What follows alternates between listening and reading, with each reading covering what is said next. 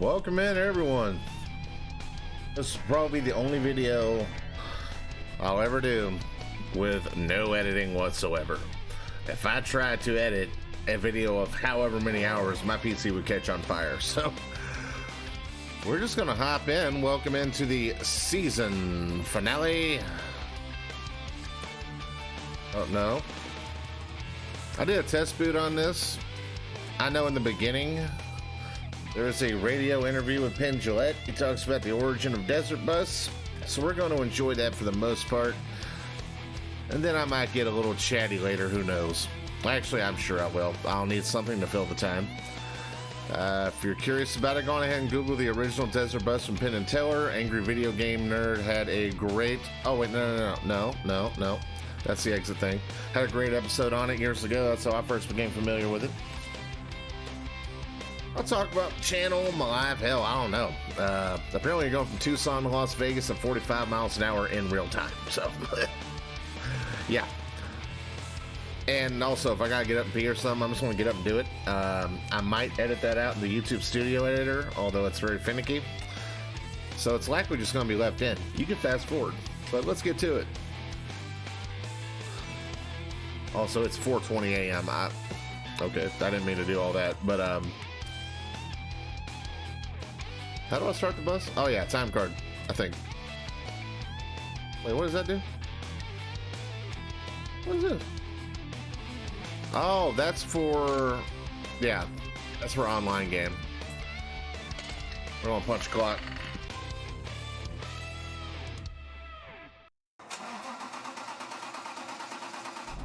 Hello, thank you all for joining the program. I'm here with author and magician Penn Jillette. Penn, we're talking today about your work with Vera Simulators.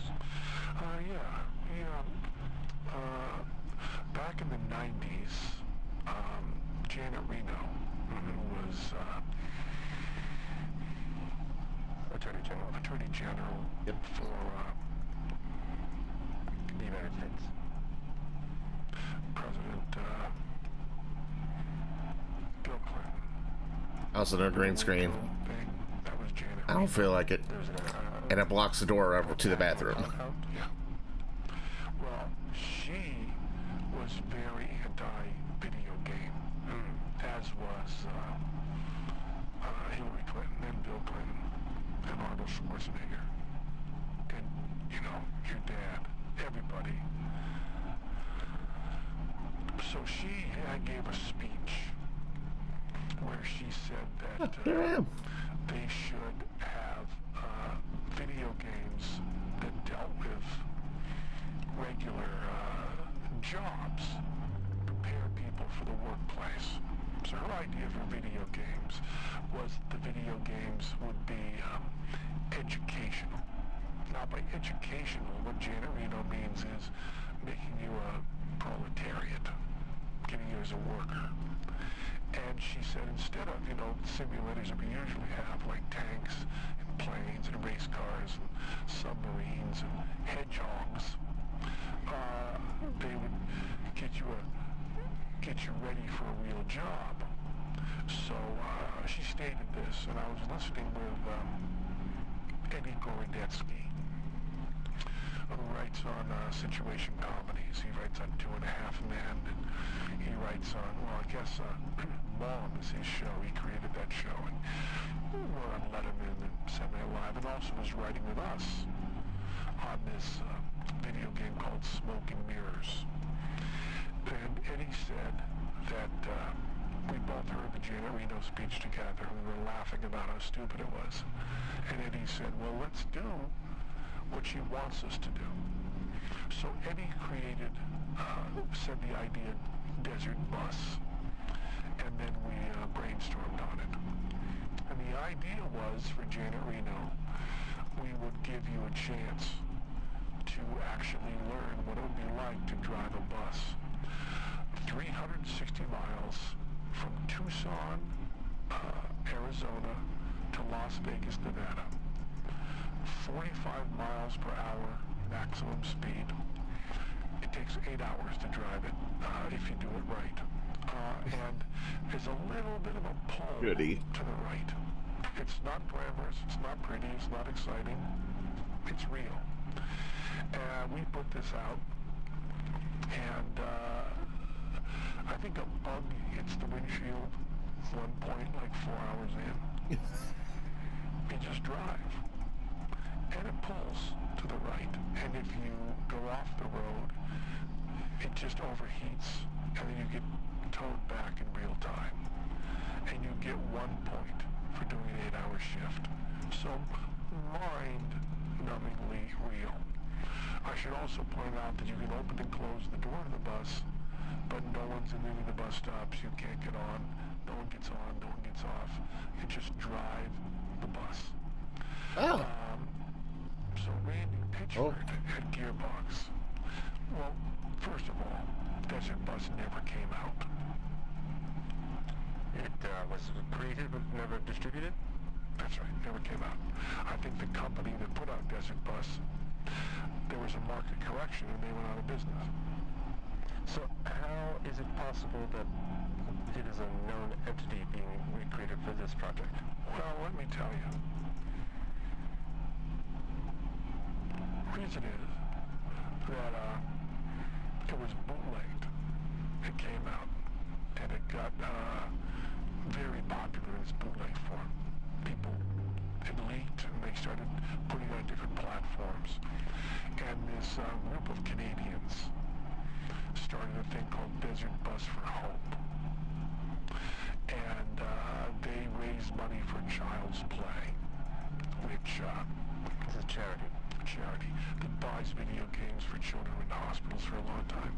And they started driving Desert Bus for charity for 50 hours at a time, just racking up those points. They got like 5, 6, 7 points, amazing numbers.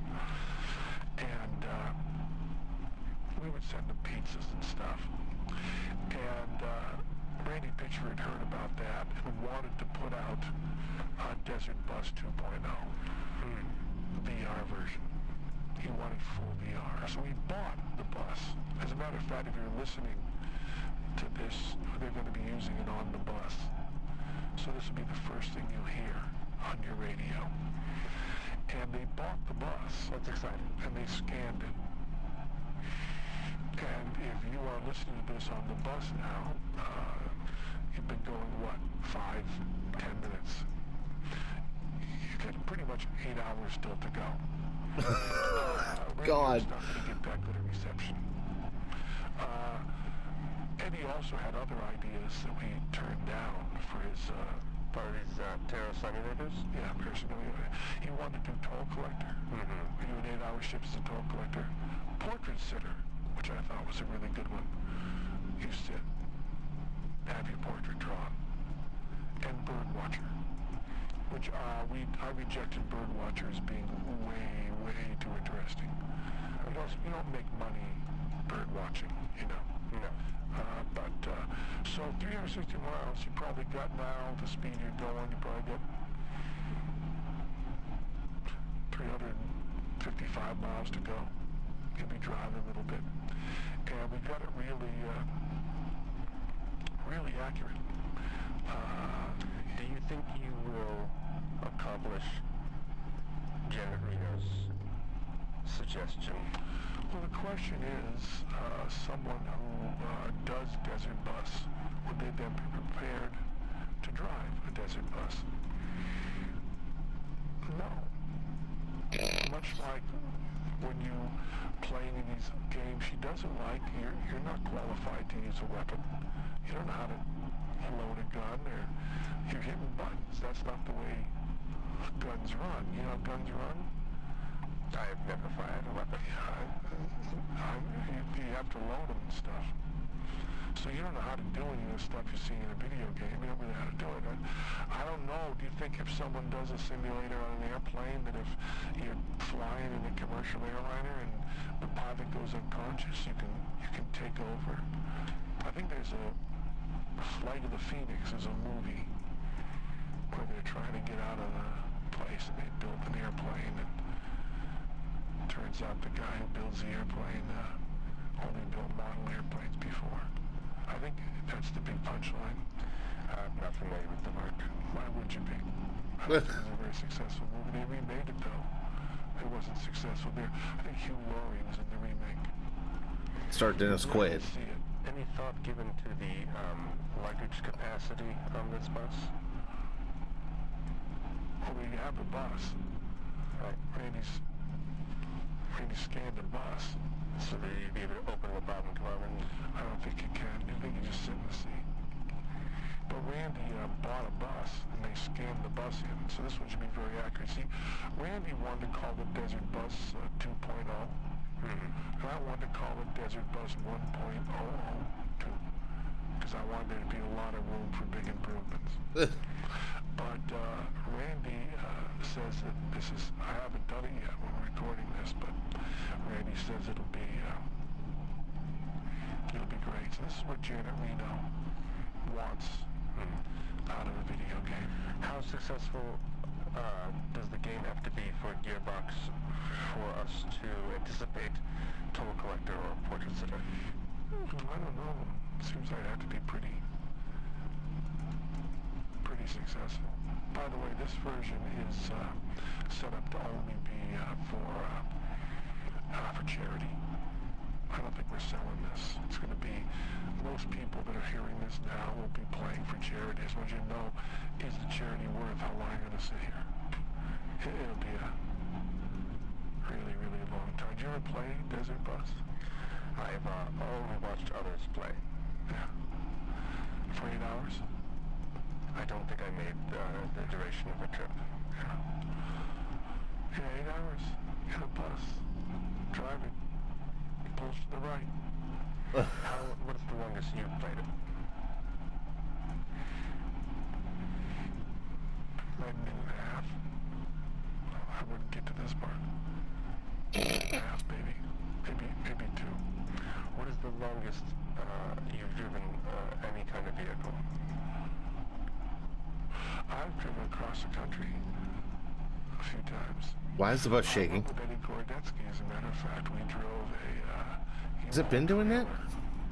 From Los Angeles to There's a book on sleep over there. Oh, stop. the whole way. At the time, Eddie Gorodetsky didn't have a license, so I drove the whole way, and he was just sitting there. And we wrote a script during that time. What was his son? Called I Came From Space. And we wrote it while we were driving, and we turned it into the production company that had commissioned it. And we got a great comment on it. The producer said to us, I don't think I could have understood this less if it were written in another language. Actually said that. There's some damage done from driving for hours and hours and hours and hours. And this is damage that if you're listening to this, you'll be doing to yourself. At some point, I think a bug will hit the windshield. I don't want to get you too excited, but I think it's going to happen somewhere along the line. And is that based on a true event? The bug? Yeah. Bugs hit the Oh, windshields. God. They do. They do. Bugs hit the windshields. Or, I don't know, maybe the windshield hits the bug. I guess that's true, isn't it? What do we call what hits what? I see that the windshield, the bug, compared to the bus, is almost stationary, right? Have any animal rights groups contacted you or Gearbox upset with the treatment of bugs in the game? Well, it's a virtual bug. We don't think we scanned an actual bug. Drove 10 miles. Was hurt. Got the achievement. I don't know. But if they have a problem with it, we can take the bug out of the Desert Bus. Seems like a lot of thought was put into the bus and the dimensions of the bus and getting the bus accurate. Not so much so with the bug that hits the windshield. Yeah, actually, I just said the word bug. I didn't even think about what kind of bug. I just said bug. Well, that it should be accurate to a desert environment. The kind of bug that would hit your windshield in the desert. It should be, shouldn't it, really? Although now, with all these, we've moved species all around the world.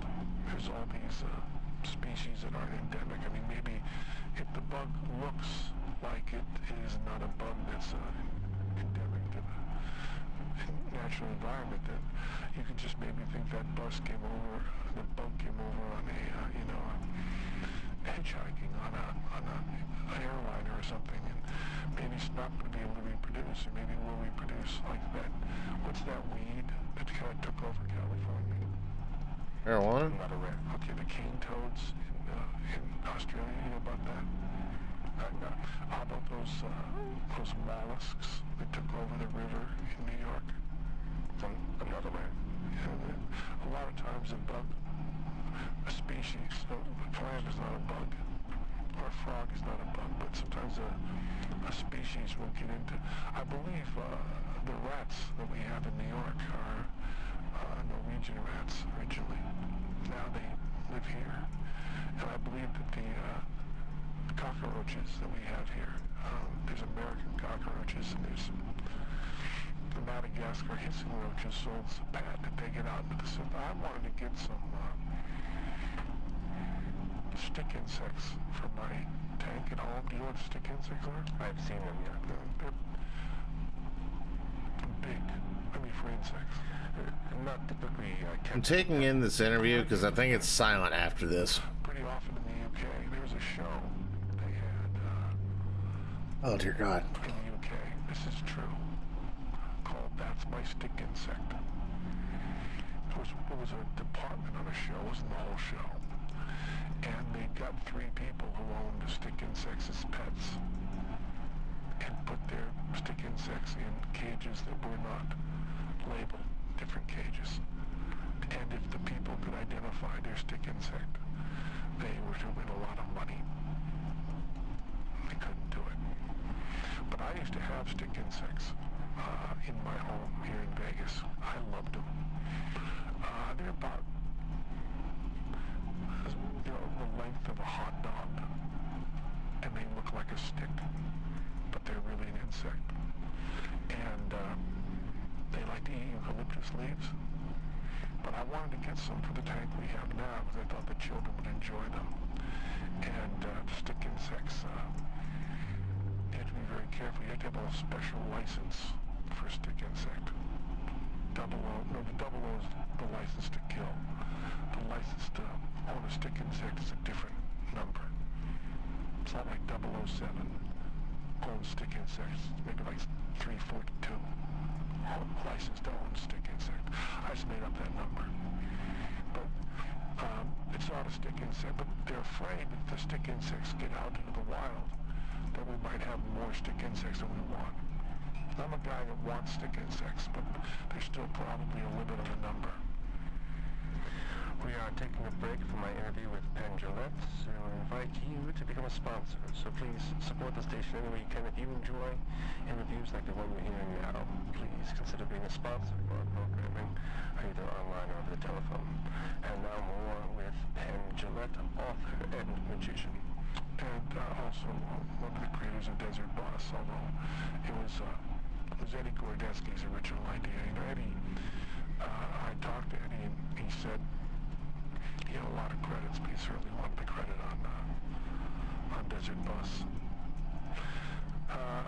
Here's the thing that I find interesting on Desert Bus is we've been talking maybe 15 minutes. There's really nothing else to say that I can think of. And there's probably another 7 hours and 45 minutes of driving the bus. Should drivers of the automobile be concerned about... It's not an automobile, it's a bus. Oh, thank you. It's a bus. It's called Desert Bus. Yes. It's not called Desert Automobile. Desert Bus. Should drivers of the Desert Bus... It's a bus. It's a bus. ...be concerned about their petroleum levels? I think we go on one tank all the way. I think it's one tank. I don't think we put that in, although maybe, this highfalutin Desert Bus, who knows what they might have built in. But I think, you're talking about 360 miles, seems like a bus could do 360 on one tank of gas. Then you maybe refuel, then you go back the other way. I don't know. What about there's no bio break or anything for the driver? No. It's, the rest areas are like 200 miles apart. have to find someone else to take the joystick and really when you're, you know, relieving yourself, you hold the joystick, hold a little bit to the left so it doesn't pull to the right.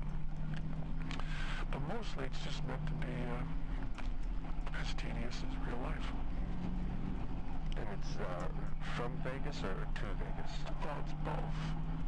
You start out in Tucson, drive to Vegas, get to Vegas, drive to Tucson, get to Tucson, drive to Vegas, get to Vegas, drive to Tucson, get to Tucson, drive to Vegas, get to Vegas, drive to Tucson, get to Tucson.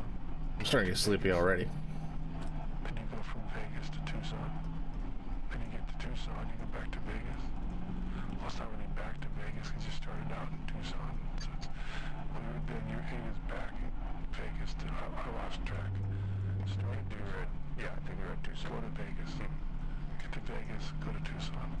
And we're supposed to, we're hoping to use the desert bus that we bought to scan to actually drive from Tucson to Vegas in a non-simulator but a real desert bus. And then for the highest score people on this game, we'll all get together, like 50 of us, and drive in the desert bus really to Vegas and then see the Penn and Teller show. That would be exciting. Really exciting. Vegas. That would just be Tucson to Vegas. Right.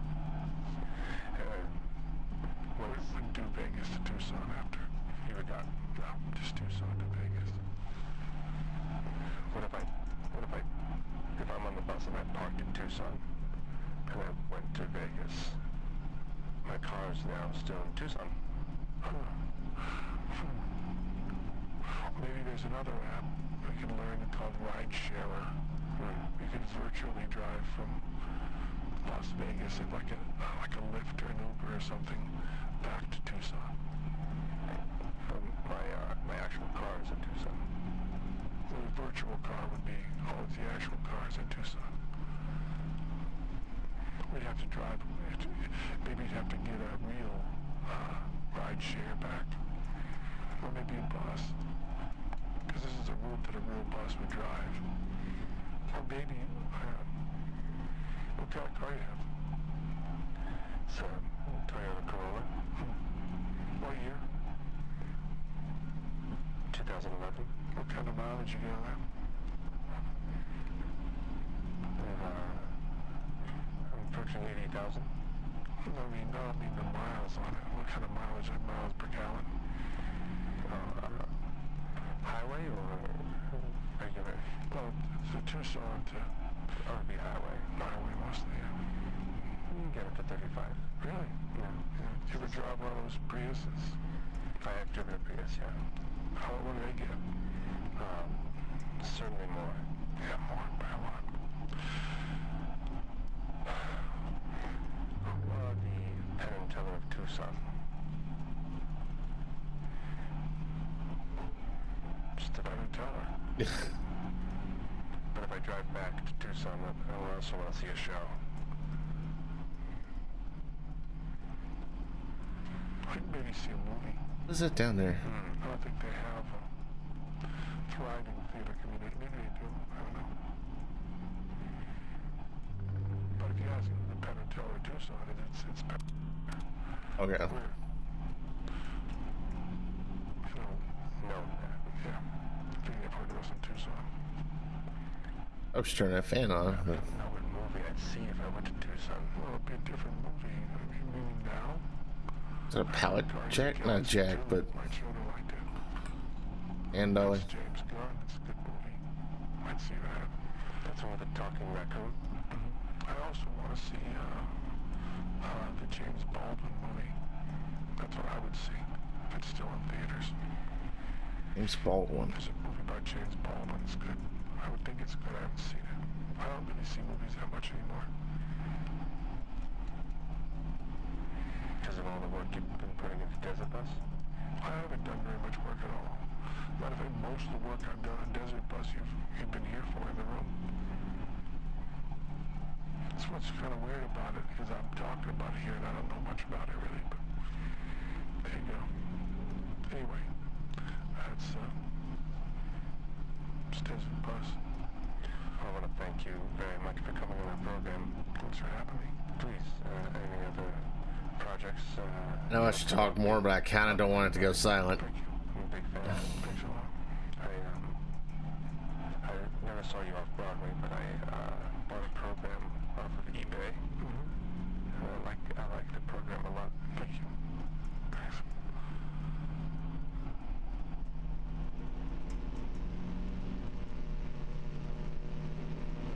Oh.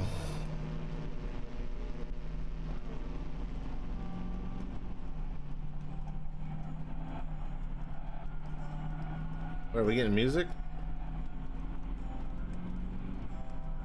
Kind of are. Screw it, I'm leaving it on just in case. Alright, so if you're still here, first of all, bless you. Second, it's probably the least amount of talked in general in a 26-minute period of my life. Well, season finale. Coming back with a new strategy, new approach, hopefully refreshed. It'd be kind of cool if by then I'm at 1,000 on the React channel. If you haven't been there, that's fine. I think about 5 or 10 of y'all have gone over there. I don't think anyone from the React channel has come over here, and that's not sour grapes. It's kind of fun, actually, just knowing that. Hell, what was I gonna say? So this is where I would normally start editing, but it's 4:45 a.m. I've been up since 3. I woke up meaning to start playing because I don't want it to take like all day. Let's see.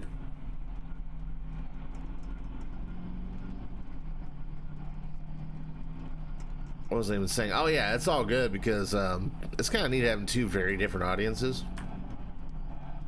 Those of you who don't know on the React channel, I initially want to do like comedic stuff. Excuse me, I just belched. You probably heard that. I'm not editing, by the way, as you can obviously tell. For the 2 people that are still here, bless you both. I started out want to be like a funny guy, kind of like Cinnamon Toast Ken or whatever, but or August the Duck, another good one. Although now I kind of, there's like a genre of channel where it's like reacting to and like trying out other people's cultures and stuff, like especially food wise. And so far that's what I'm doing, primarily focusing on like Great Britain, just because that's where it started. I'm trying to branch out. Once I hit 1,000, I want to make a dish called Toad in the Hole. And for those who don't know, British Toad in the Hole is like Yorkshire pudding, which is like a bread type of like quick bread, I guess, with a sausage in it, as opposed to American Toad in the Hole, which I forgot even existed. I've never had it, but it's like a slice of bread with a hole cut out with a fried egg in it. And that sounds good, but I think the British one's gonna be a little bit better. So that's what I'll be doing over there once I hit 1,000. I'm currently at, on the React side, currently at 928, I think. The channel's been growing like a weed. And over here, when I come back, I'm probably gonna play Alan Wake Remastered. I'm eventually gonna play it no matter what. I'm toying with the idea of trying to do Starfield on release day, but I feel like I would get lost in the shuffle. I think that if I'm gonna play it on the channel, I should wait until it's kind of died down from a mainstream side. But who knows?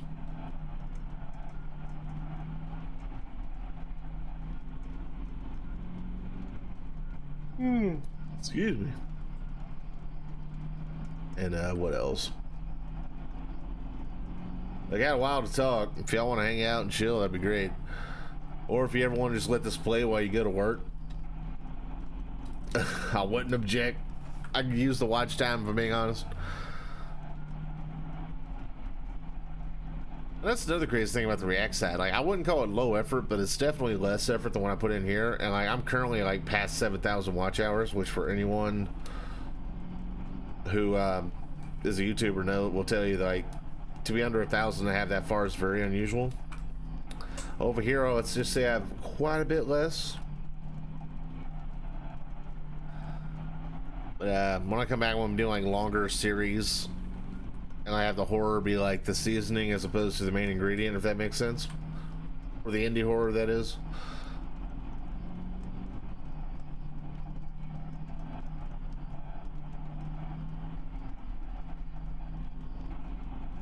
Alright, so we've currently traveled 28 miles. For those of you who don't know, the trip meter is what's right underneath the top of the steering wheel there. And just holding the W key. Now I'm playing left-handed. The mouse is kind of useless. There's not a whole lot I can do.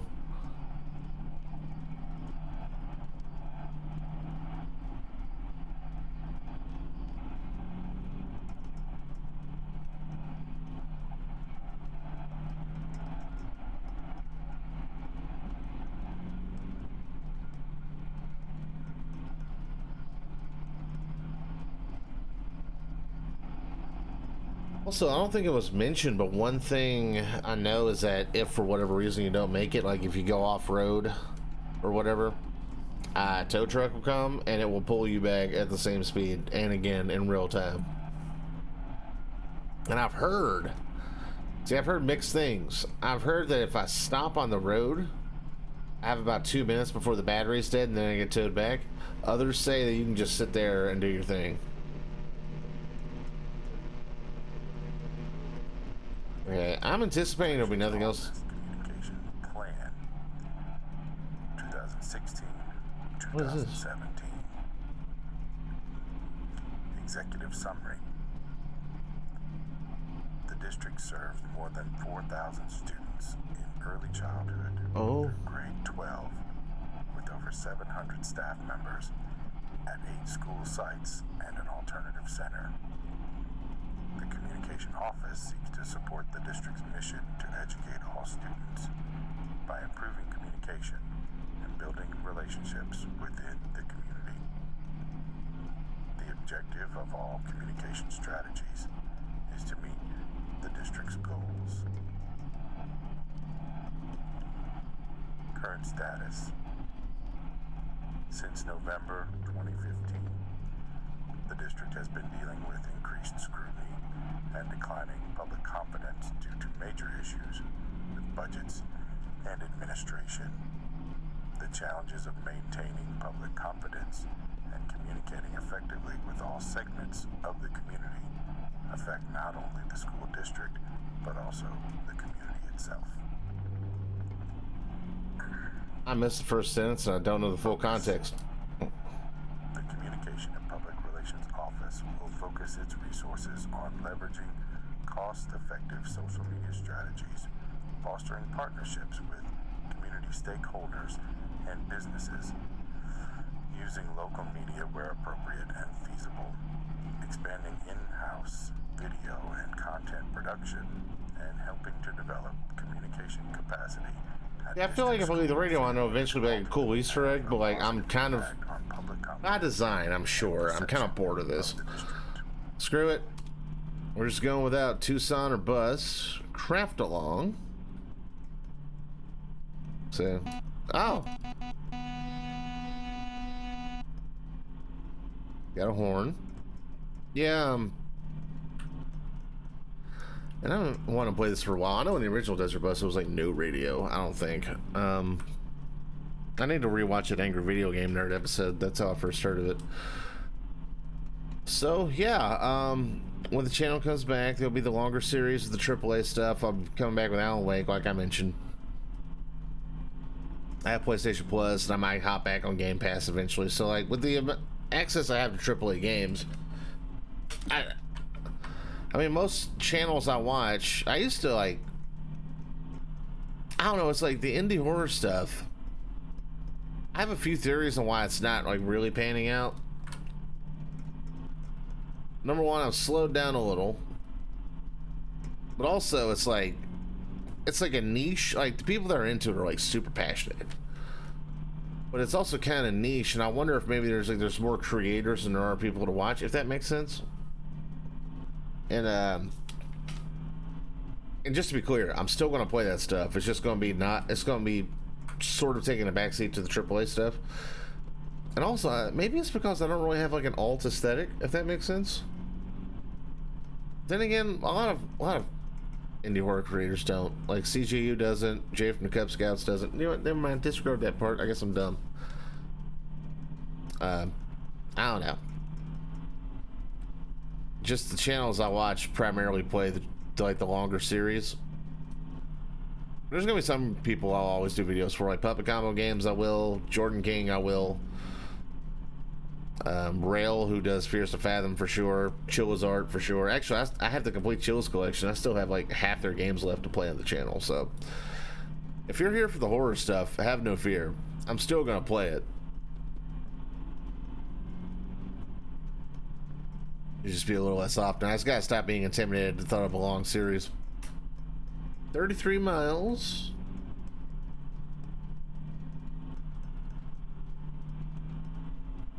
So let me think here. 45 miles an hour, 8 hours.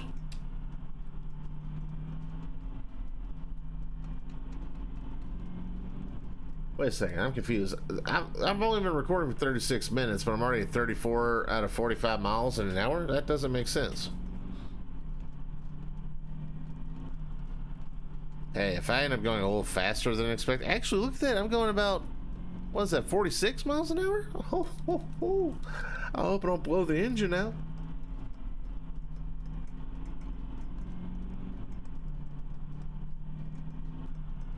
I don't know, I guess I'm just nervous about the future. Like, the thing is, like, if the cooking videos and stuff that I want to start doing on the React channel work out, like, logic dictates I should focus on that primarily, but I guess my heart's mostly here. Because I have a lot of friends I made through this channel.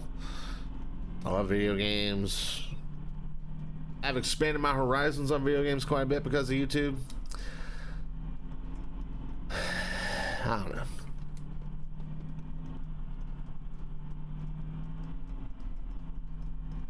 Because I had a third channel, I had the podcast, but I wanted to edit the audio channel separate, so I had Zoom Premium for it.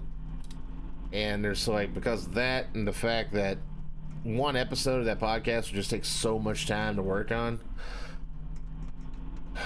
I don't want to say it's over, but it's definitely on an extended hiatus. Probably over, if we're being honest. There's like other channels I want to do. I thought about making a channel sort of like Justin Wang or Wavy Web Surf, some sort of an internet history type thing. But again, I wouldn't be able to balance. If I was going to have a third channel I was going to dedicate proper time to, I would have to kill one of these channels. You know what I mean? And I don't want to do that. I don't know. Maybe one day I can just force myself to have the time.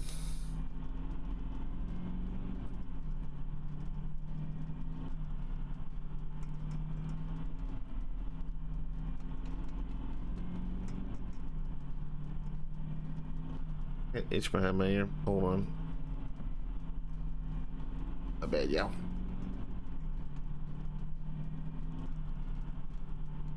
$36 miles an hour.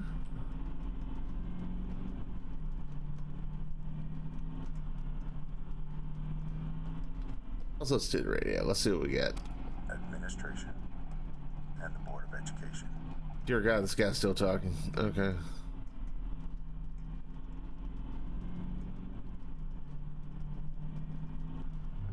Like, you want to be like, oh, whoo, almost messed up. Because I've seen people play this, and I've seen where they go off the road. Once you're like fully off the road, it's basically over. Like, I don't know if you're even able to come back once you're fully off the road, but yeah. But the loneliest man in the world is the guy that does the radio broadcast at 7.5 hours in. Like, honestly, how many people get to hear it? Because number one, they have to make it that long, and number two, the radio has to be on. Both of those things are pretty slim.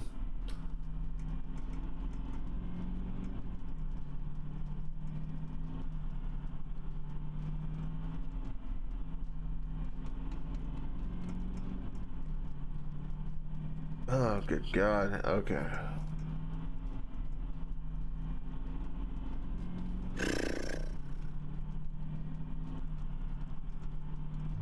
Oh, stop.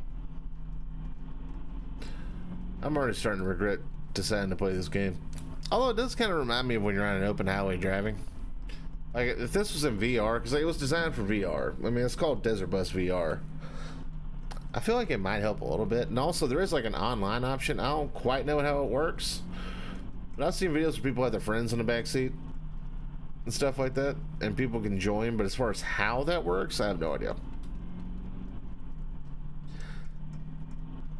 So, yeah. Maybe you have to be Steam friends or something. I don't know.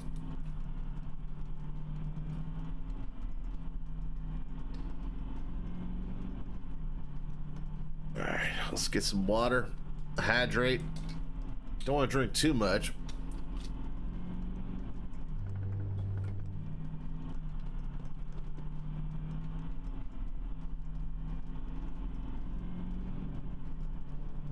Oh, hold on. I'm trying to put a cap on a water bottle. One-handed. I think it's slightly crooked, but who cares? What is this saying? Blank. Gotta love it. Okay.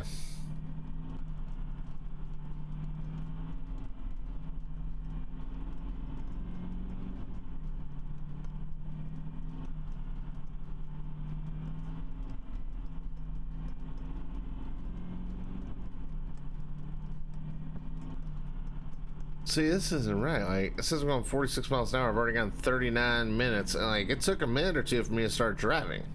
Consideration for influences on organizational decisions. Avoid unauthorized use of organizational facilities. Okay. Got the reflections turned on? What? Such a fancy game.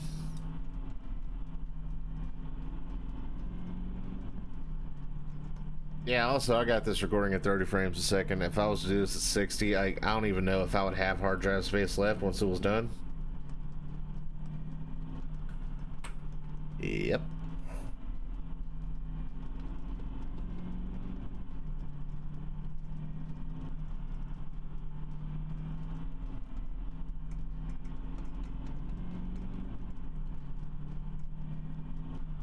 Yeah, we're up to 40 miles. Wait.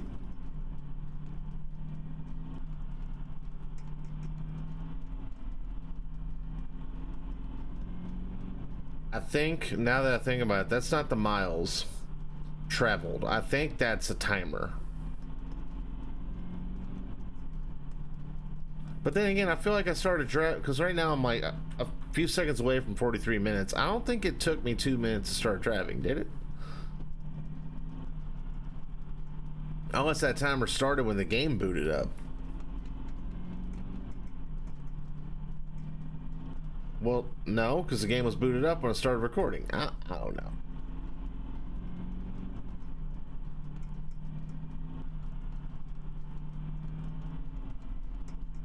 Eventually, I'm gonna like allow this bus to come to a stop. I want to pee real quick and hope it all works out. And if it doesn't, I'm uploading anyway. But at that, once I come back from the peeing, I should know.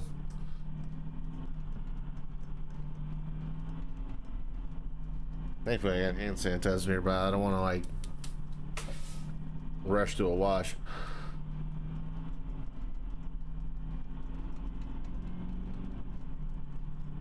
Yeah, it just sounds gross. I want to wash anyway. I'll just be quick about it.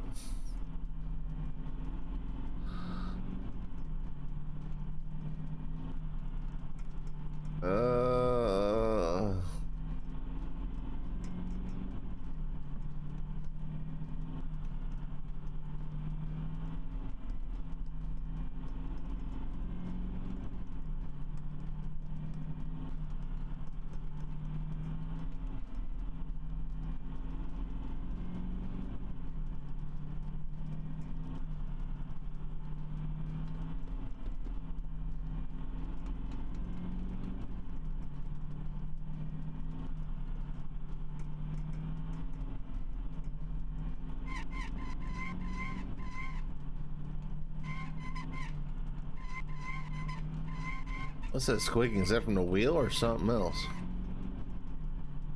Yeah, I probably shouldn't do that too much. Just road travel as straight as I can. Because,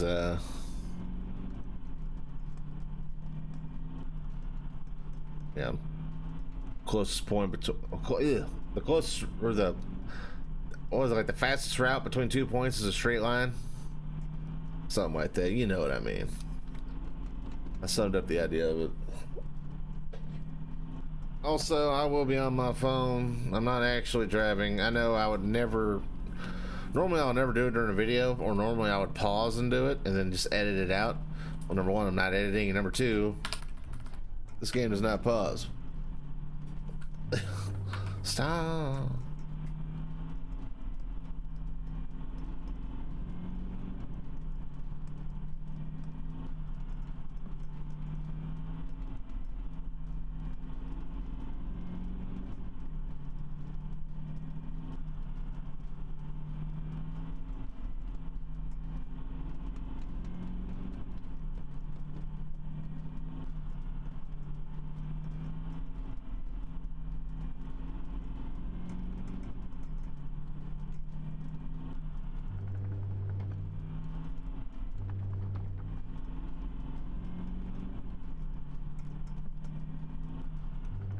Ugh.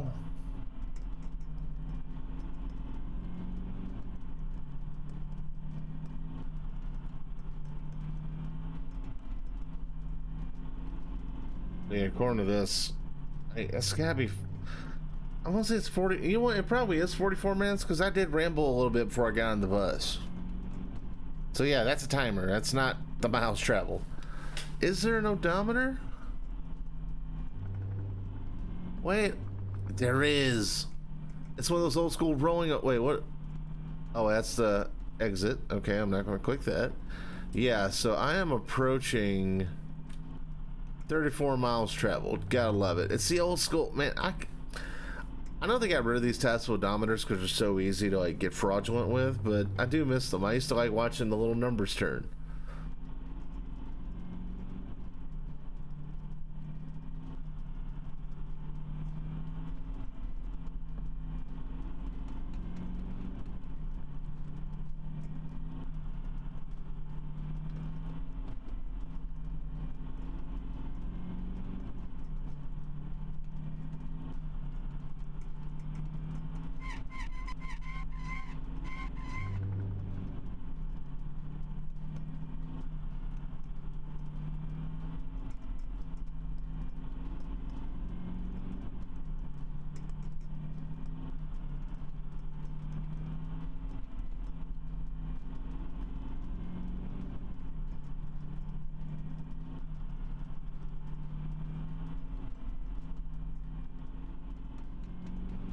In a weird kind of a way, this is peaceful. Yeah, that's good. No, don't stop. It drifts to the right. Bus operator certificate, February 16th, 1999. I wonder if that was the date on the original game. I mean, I know the game came out prior to that, but maybe that was the date on there. February 16th, 1999. I wonder if there's significance to that.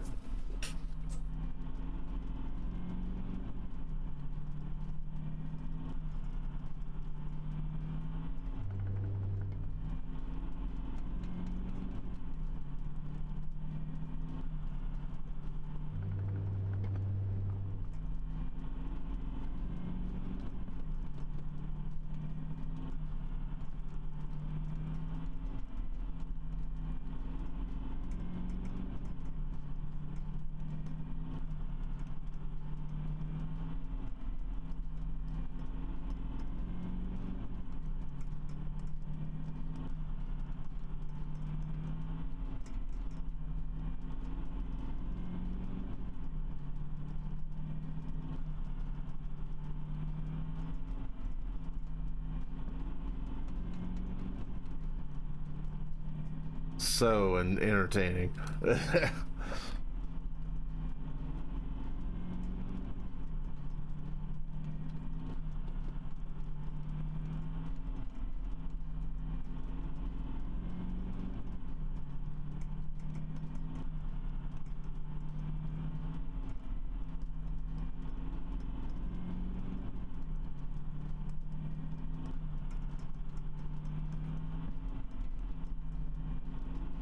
Ooh, my neck.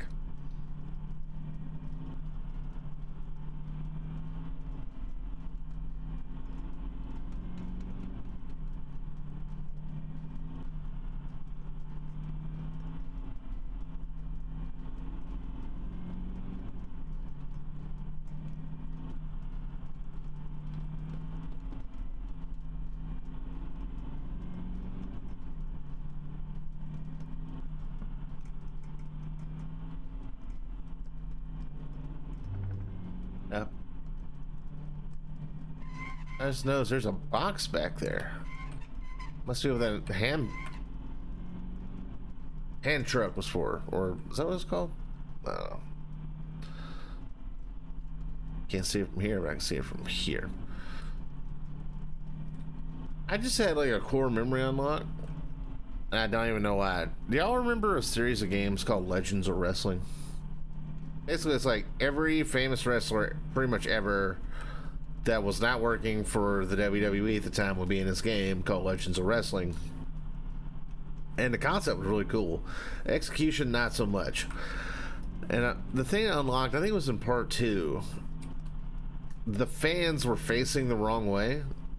Which it was, back then it was very unusual for a game with like that big of a bug to like make it to market. And you couldn't patch back then because it was PS2 era. I don't know, I just thought that was funny. Yeah, all those games were bad except the last one was called Legends Showdown. I think Sting was on the cover. That one was actually fairly decent.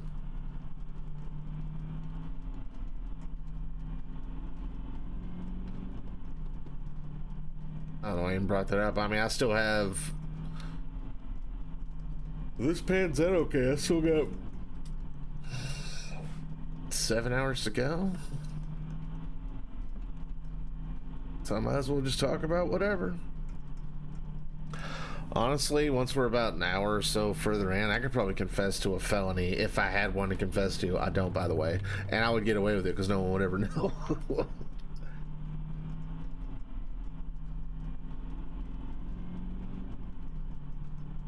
Is that a whale with a... Is that a kilt? Stop. Connect all district social media in a way that promotes awareness. Dear God, okay. Also, if you're the voice actor, I apologize. I'm not trying to be rude, but... Again, I know this was designed to make you bored. It was like Penn, when he was talking, he sounded like he was halfway asleep. You know what I mean?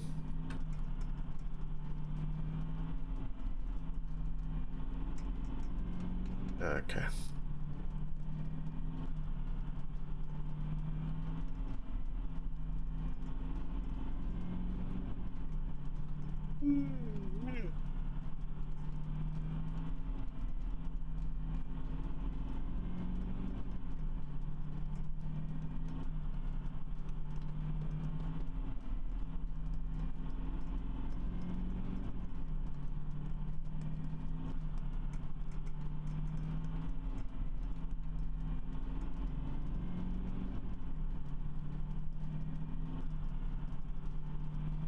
Also, fun thing I saw at the grocery store yesterday.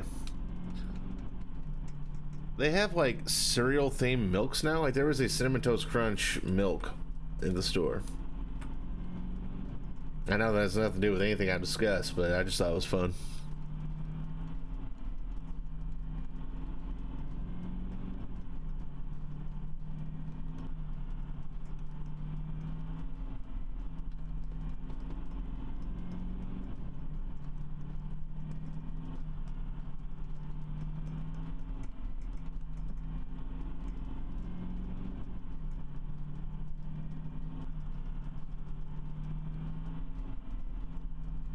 Here are my notifications. None so far, although I'm now up to 9:30 on Pops Reacts. 70 more to go. Hell yes. This video is kind of eating shit though, but it's all good. Actually, then again, I noticed the views have actually taken a bit of an increase. Like, since they even woke up this morning. That's a good sign.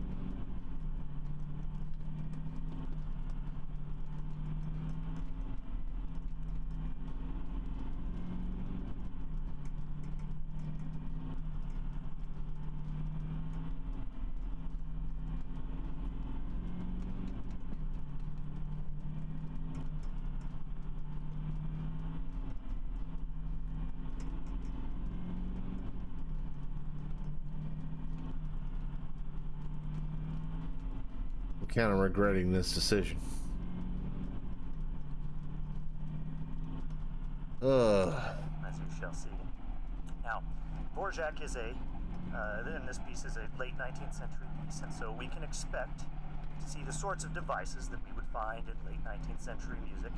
There is What's the a different tendency record? to favor plagal cadences over more traditional cadences. There is a strong emphasis on the interval of the third.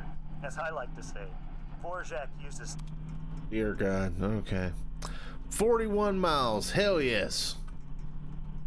Out of, let's see, it's 8 hours drive, 45 miles an hour, so that's 45 times 10 is 450. You take 90 off of that, 360 miles. Jesus.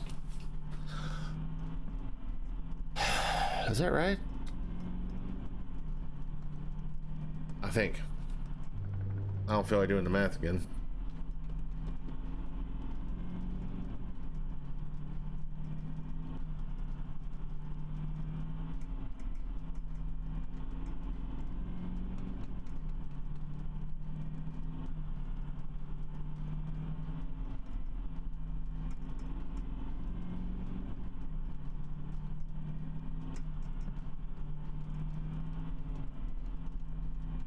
Oh.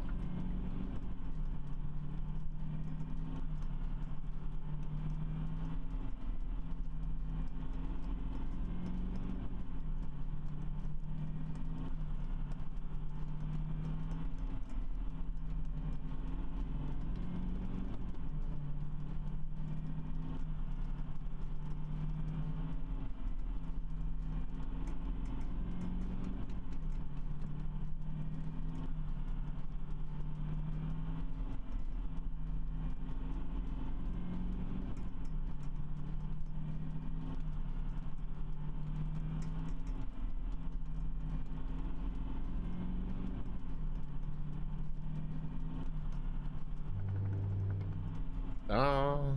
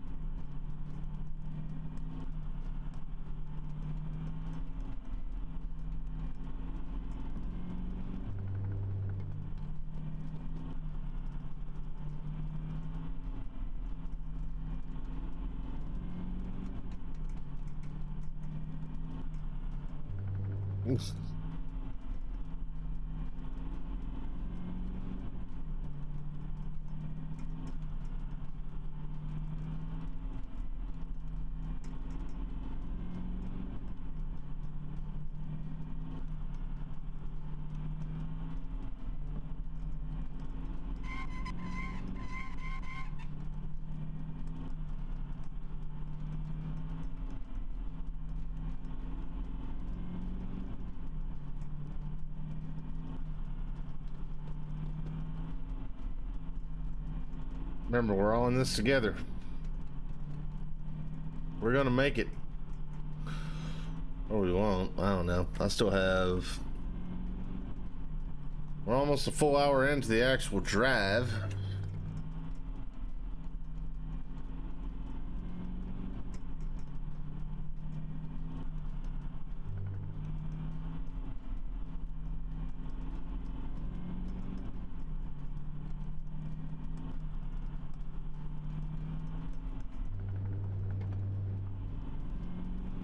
Wait a second, so why is it... Well, okay, what's up with this odometer? It's like rolled halfway.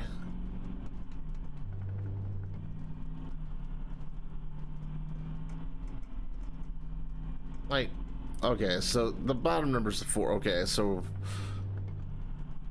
Okay. My old self forgot how to read an odometer for a second.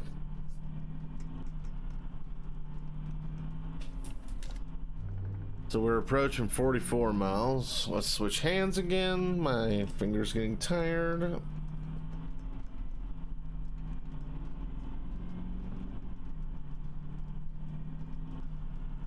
I think this could be fun.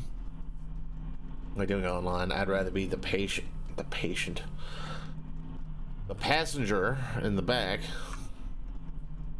having a chat. And I think if you're in the back, you have an option of throwing paper balls. That's Switch hands just long enough. Yeah, like that paper ball there, like you can like grab them infinitely and throw them at the driver, which I thought was pretty fun. Not in real life, of course. Let's be polite, but you know.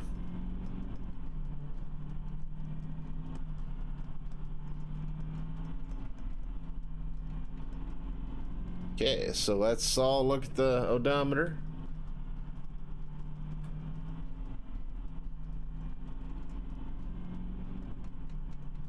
And we're gonna watch us complete our first hour of driving.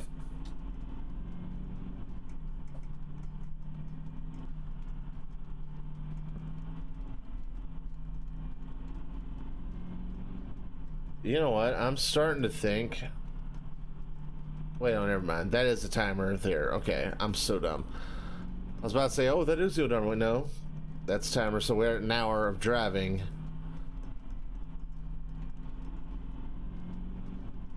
And any second now.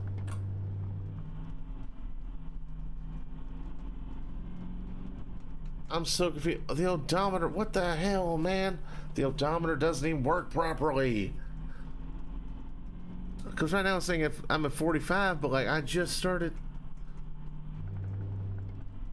Notice how it's like rolled. It looks more like 56 than 45. Oh, okay.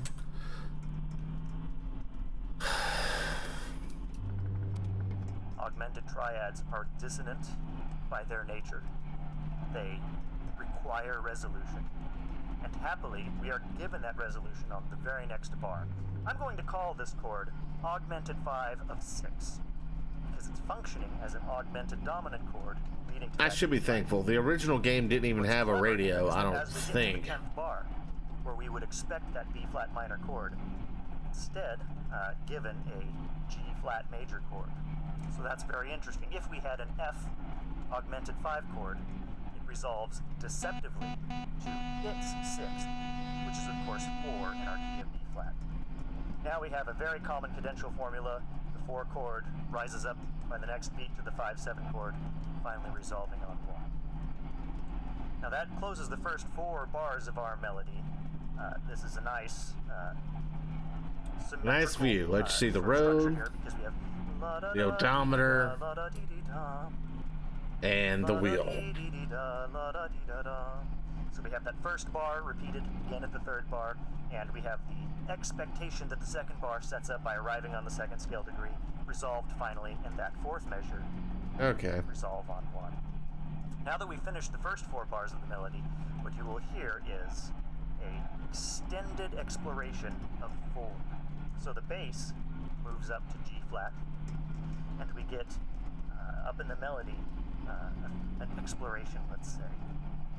Something like la da da dee da dum, la da dee ya dum. Now, ladies and gentlemen, I know I've received letters from you before, and I will happily confess to you, I am not blessed with perfect pitch. I have no idea what key I'm singing in. But I do know that it's beautiful, and I know that when you hear it in the recording, here in just a few moments, it will be in the key of G flat. Now, that little melody that we heard. Okay. Good Lord.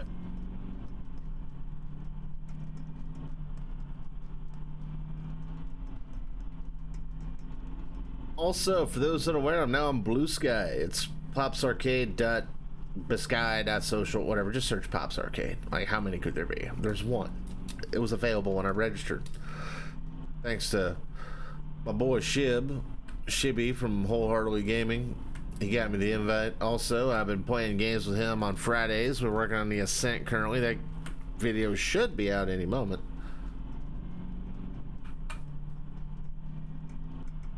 And,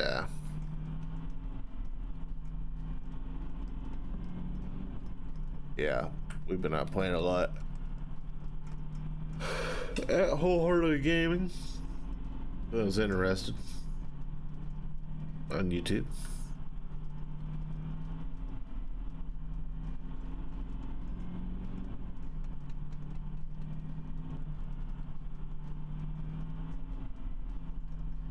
Now, during the channel updates, this will be the longest video I've ever done.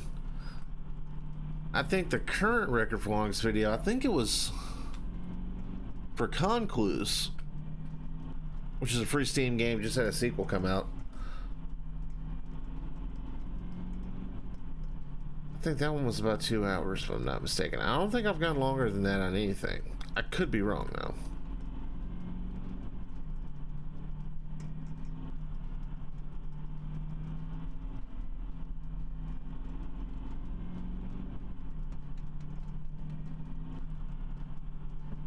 Also, has anyone been playing Vampire Survivors? I know I said during the Not Another Zombie Survivors that I wasn't super into it, but now that I kind of figured out how the game worked, I played it briefly on mobile, but I have a hard time getting into mobile games. I got the Switch version. It's actually really fun. And I need to play Not Another Zombie Survivors. It's just this chair is not so friendly to sit on. Like about 2 weeks after I got this chair, which has been at least 1.5 years ago now, I realized I should have gotten a better chair. Maybe one day I'll eventually invest in one. But yeah, I wish I had a Steam Deck and then I'll play Not Another Zombie Survivors on a loop, because that game is so much fun. So one thing it does that Vampire Survivors doesn't is if you have a weapon that only goes in one direction, your character will automatically turn and face the closest enemy, which you don't get that in Vampire Survivors, but it's also 3D versus 2D, so that makes sense. Hopefully they port it to console, because I know the previous game, Yet Another Zombie Defense, which is okay. It was originally on PS3, got ported to PS4. It's a fun game, but it's nowhere near as good as the new one. It's called Yet Another Zombie Survivors. Great game. I thought I'd do another video for it, but the campaign for the game being out ends. We'll end during the break, so.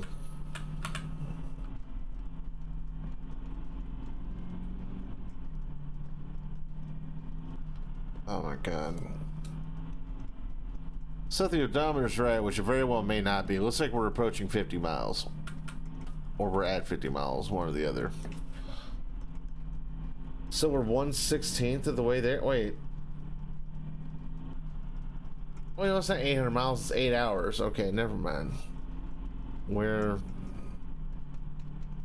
1/7 and a little more on the way there. 1 out of 7 point something. I wasn't good at math when I was taking math. I'm a little removed from it now.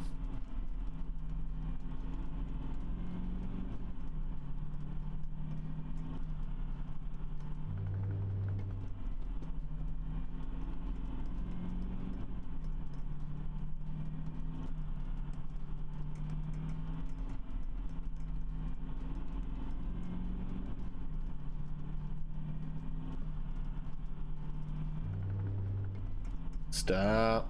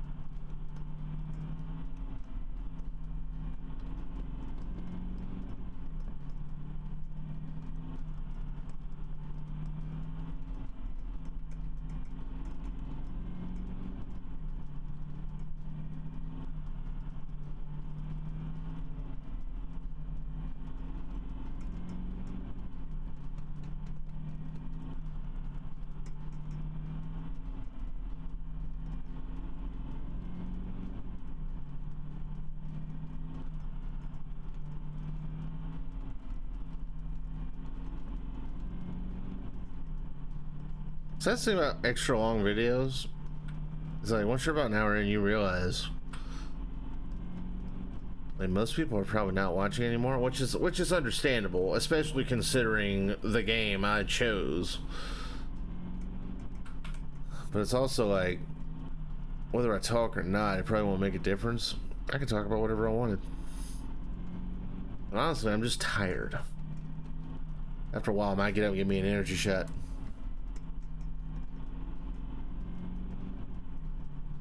Or I might not and just make this harder.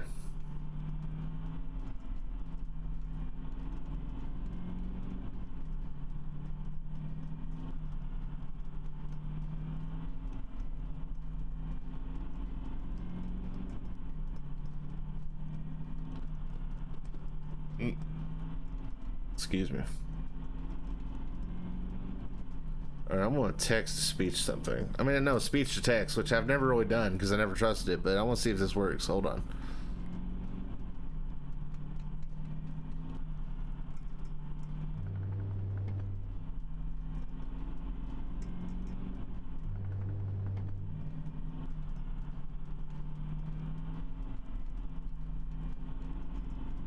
I have y'all on mute. Don't worry. I'm just trying to figure out how to text to speech. I was like talking to y'all about what I was going to do, and then I was like, oh yeah, I'm on mute. Hold on.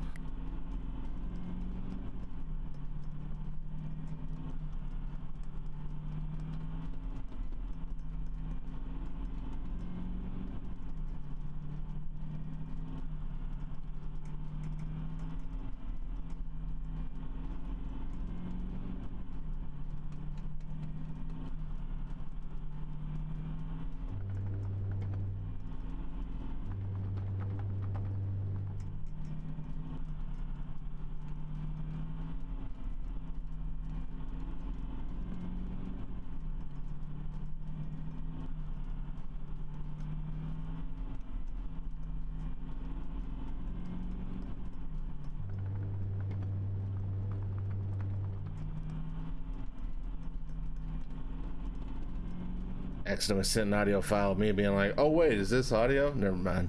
Screw it. I'm gonna separate myself from society until I change my mind out of boredom.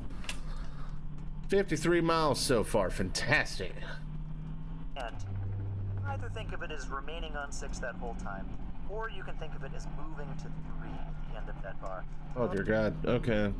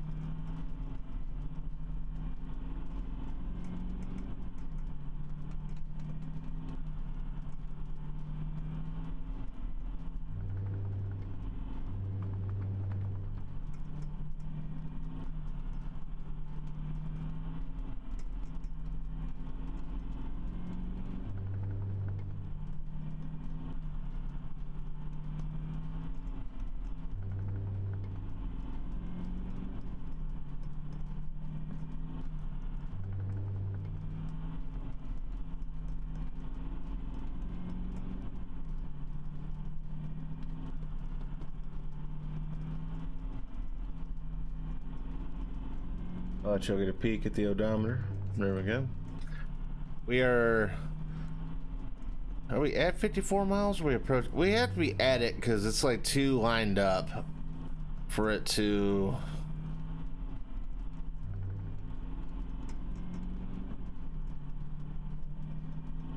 Not me. Okay, now it's about to be off center again. Okay, so at the half mile, it's like 4 out of 4/10 of a mile is where it's like going to line up right. Okay, so that's how far off we are.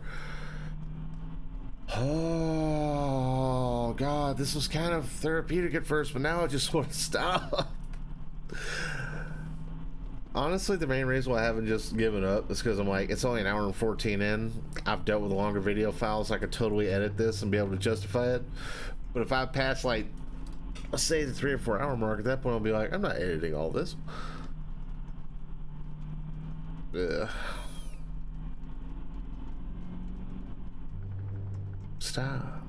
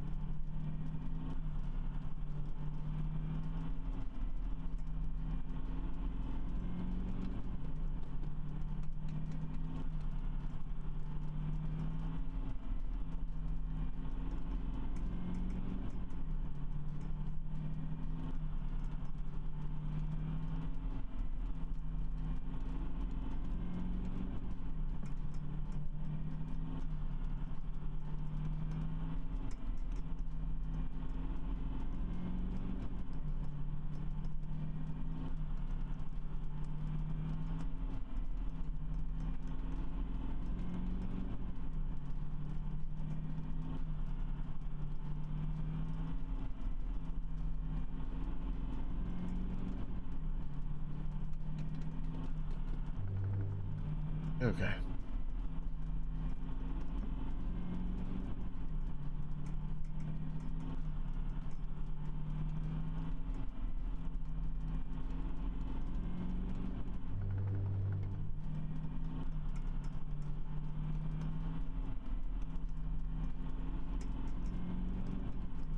You're still with me at this point, bless you.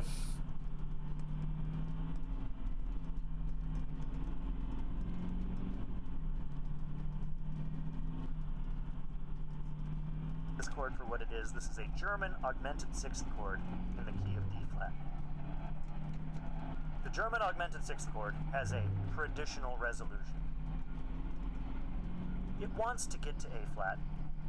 In fact, it is a strong predominant chord that's setting us up to hear A flat dominant 7. However, Okay.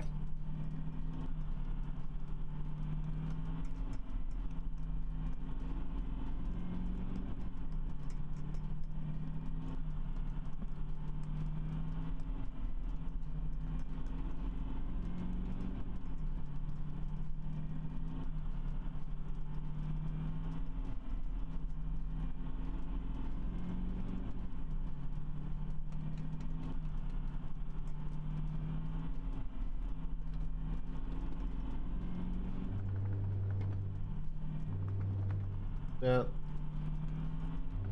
Stat.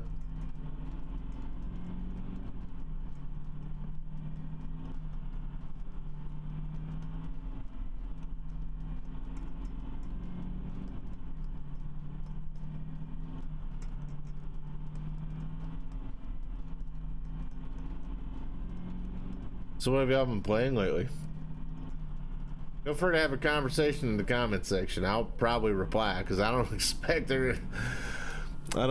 this to be a super successful video. Not that I need it to be. This is a unedited swear word incoming because I'm not editing this. This is basically what amounts to a shit post. This whole video.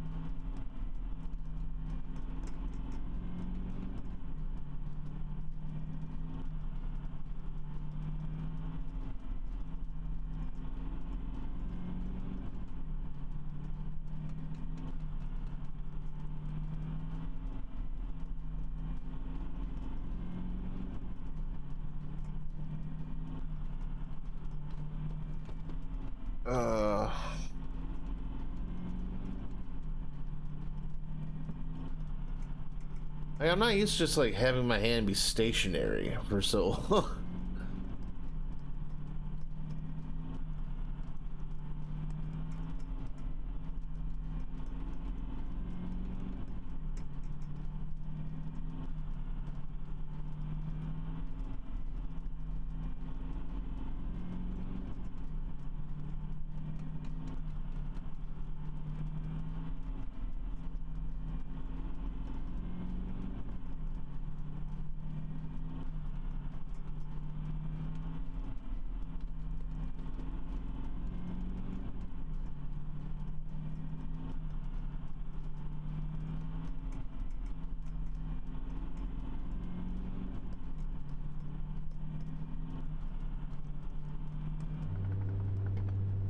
Drift back.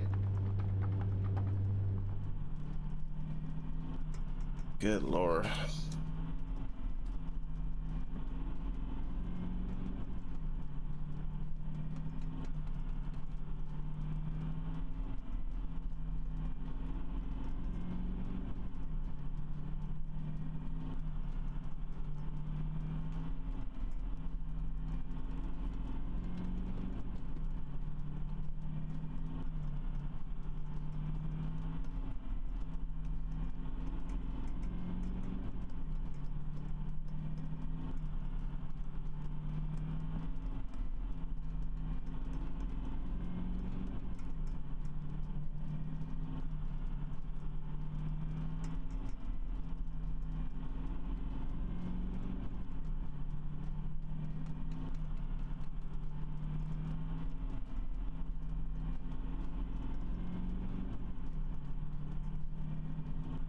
Ew.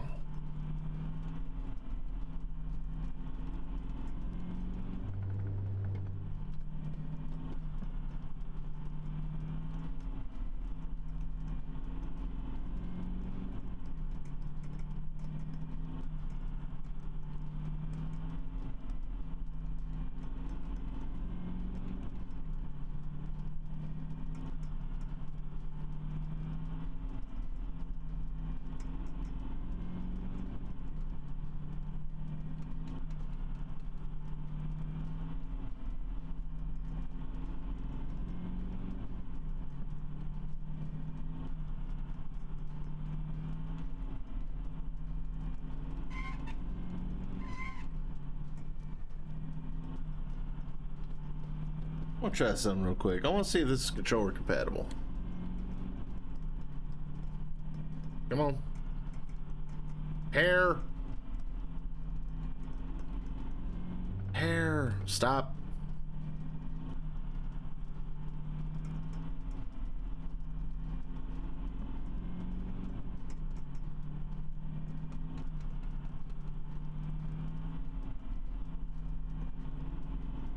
Just pair.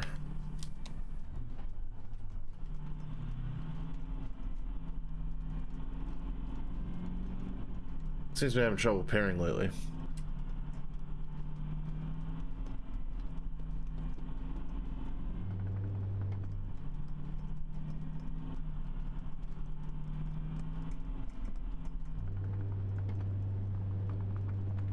Yeah. Gotta shut off. Let's pair it again, or try to.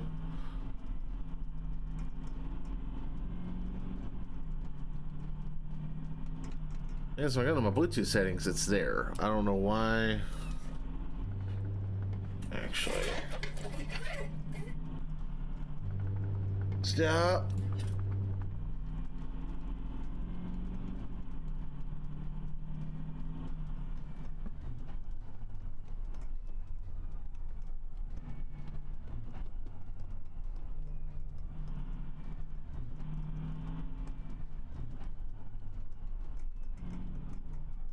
So the stick works. All right.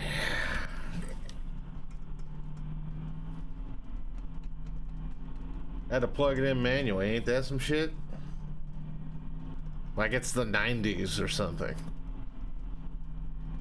Hey, what's next? We're gonna listen to the Space Jam soundtrack and giggle. Basketball Jones. That's way too deep of a cut. Y'all remember Basketball Jones? Had Chris Rock and I think Marvin Gaye. Basketball Jones. That's all I remember. I remember one point because like was it Marvin Gaye or was it Isaac Hayes? Isaac Hayes, I think. He was supposed to be Jordan, and Chris Rock said, "Hey man, I hope you go bald." Oh wait, you're already bald. And for some reason, I laughed so hard at that for years. I got it on cassette. It was $11, and I remember thinking like, "Wow, $11 for a tape."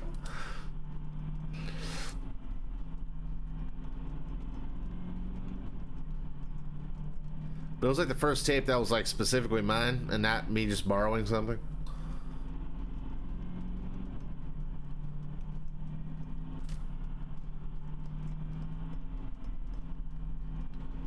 I might switch when my left hand gets tired. Instead of like reaching over with my right, I'm just going to use the right here. I've only used the left on the keyboard.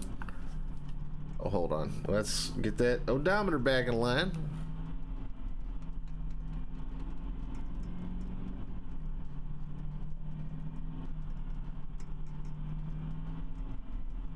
Oh God! Stop. Thank you.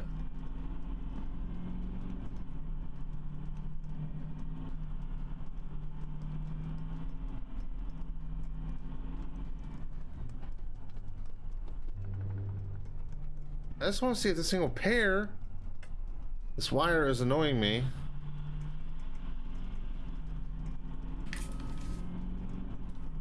I'm gonna hold the pairing button.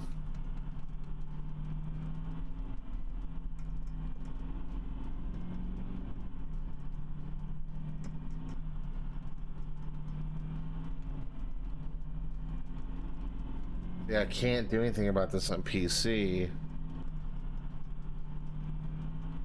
without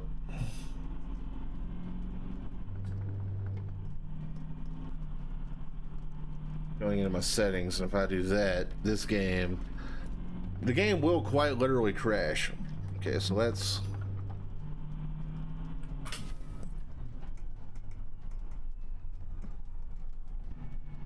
There we go. Hold on. So that speedometer creep back up.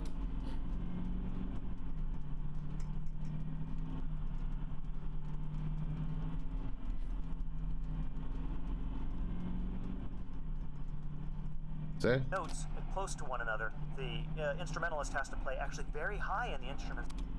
Okay.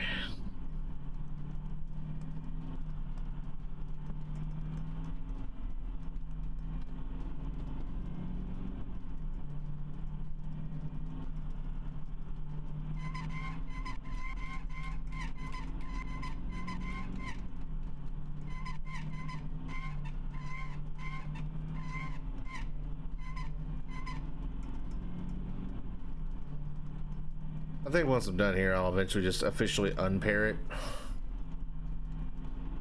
from the PC, and then I'll just repair it. It should work. I think it's because I once paired it with my phone, and I've since unpaired it from the phone permanently, but I think that's thrown off my controller because I think it's looking for the phone when it's not supposed to. Is that it? I don't know.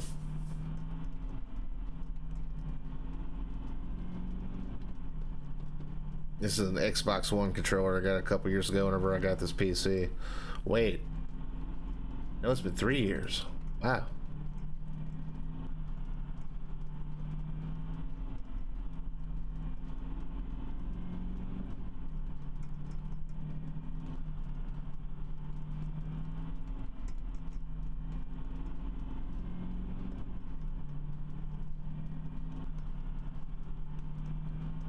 Oh hell, I'm in the 60s. And if you look at it, like the 10th place on there, or the 10s.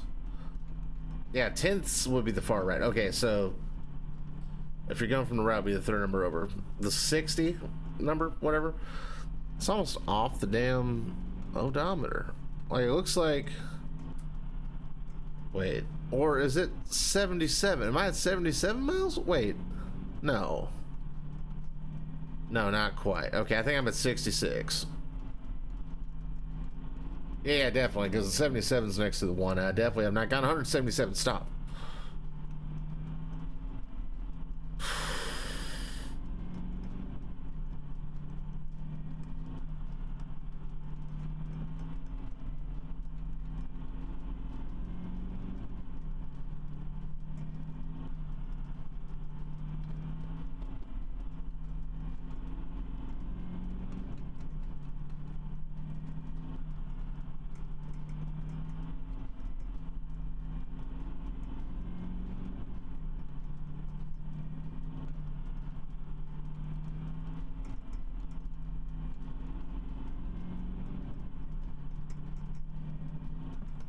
Yeah, I gotta pee. I'm gonna let this come to a stop. I'm gonna take care of the peeing real quick. Hopefully the rumor about the battery dying pretty quick is a false one. Can I? No. S key does nothing. I don't think there is a method to break. Okay. BRB.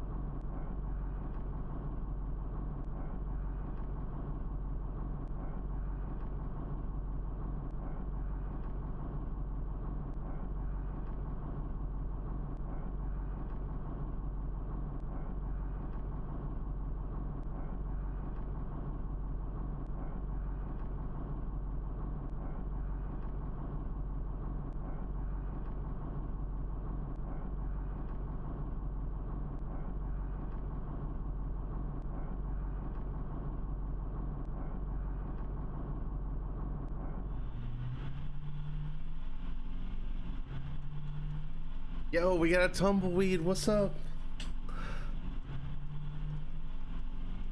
Okay, so I can now confirm I at least have time to pee. Get a quick hand wash. What's up?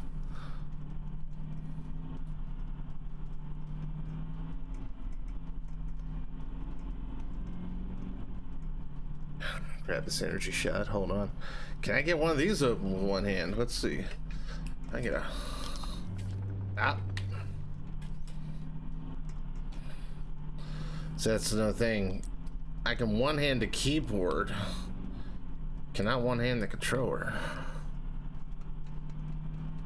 Because my hands are very, Trumpian. If you know, you know. Yeah, back in the day, a coworker told me I had Trump hands. It ruined my entire day.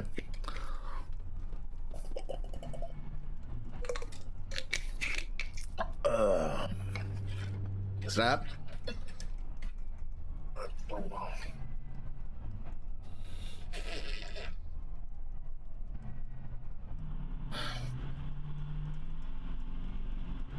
There we go, baby.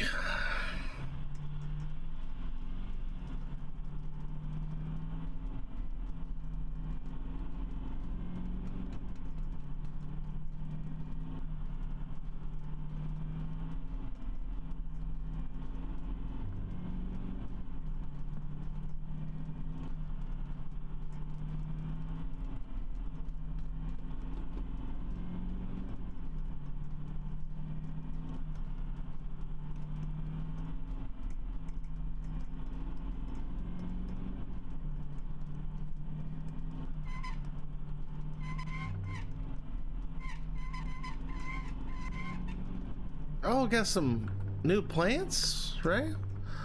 I have not remotely been paying attention. Still getting hyped for that bug hitting the windshield. This is only a temporary modulation. In fact, let's not even use the word modulation. I prefer to think of this as a tonicization.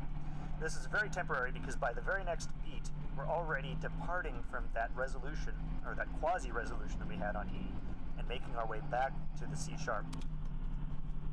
Yeah. I think the musician might be the most long-winded of the bunch. Then again, that school thing was pretty long too.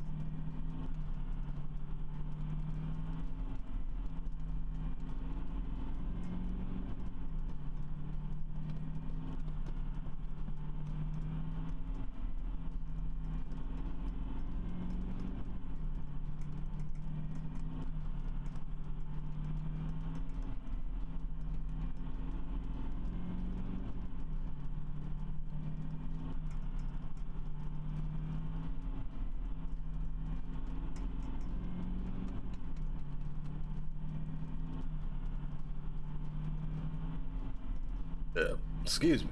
Oh.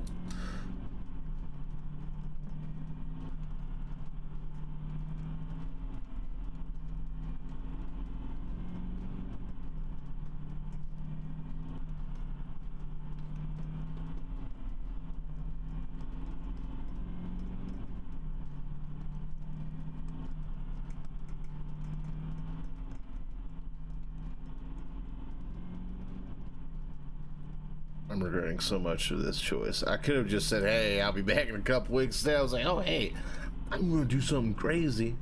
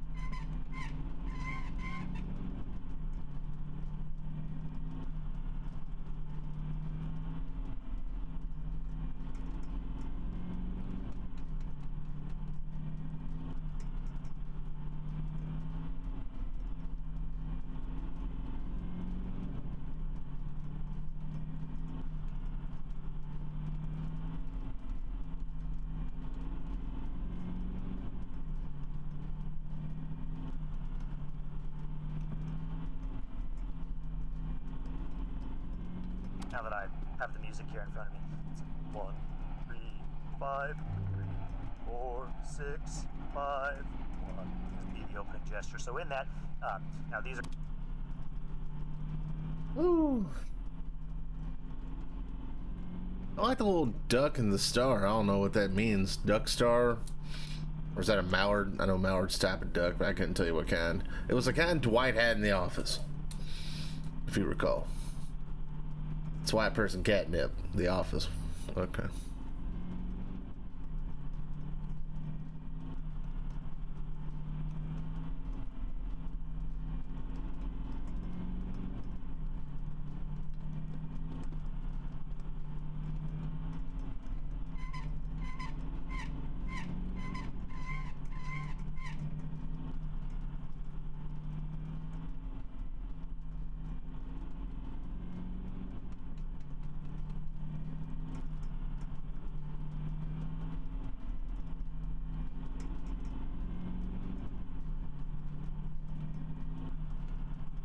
Anyone play Baldur's Gate 3? I'll admit I know nothing about it, but apparently it's like a really good game with like no DLC. It's just a whole game or whatever. Or no microtransactions, that is. I never played a Baldur's Gate game, so I don't even know. I know it's a type of RPG, but that's about it. To say that this passage is actually just using the melodic minor scale. Craftong. Now what is If we this? think of it that way, then we can call this whole bar 1. We don't need to think That's a too much Desert more Bus about of it. Hope The logo. very next measure, 4 chord, and then at the end of that bar we get a 2 diminished 5, followed by 1. A nice cadence. Melodically, over the top of this business that's happening in the bass, we have actually a very elongated melody. 1, 2, 3, 5, 4. Whatever. Alright. Stop. No. Ooh. That's what I get. I got foolish. My passengers could have been hurt.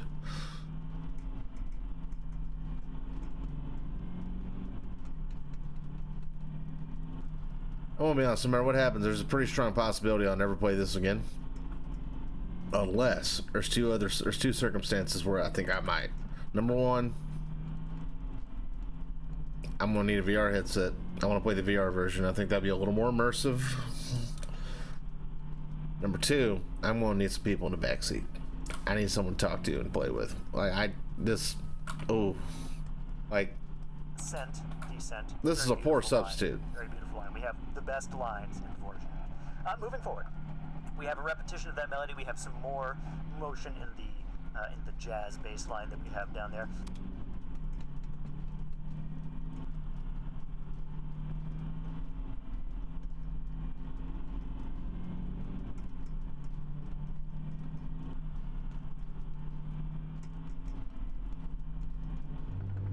Oh, whoa.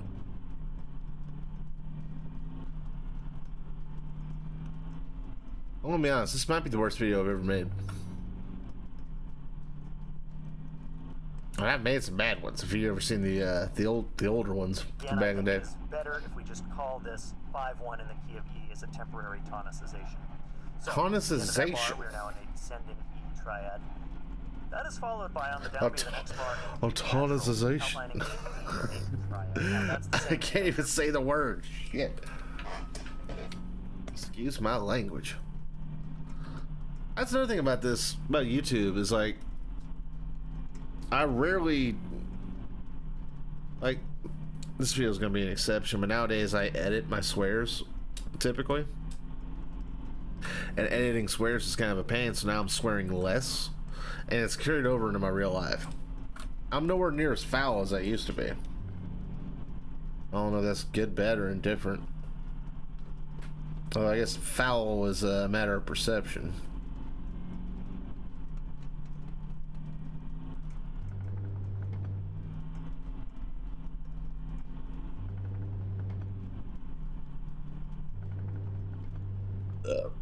Oh, excuse me. It's those damn energy shots, and also the fact that I'm a gross human.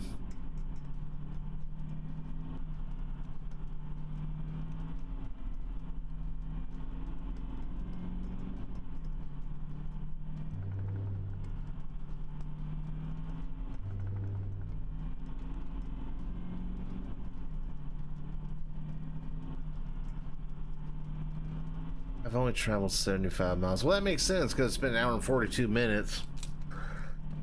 Couple that with the fact that I took a pee break. Stop.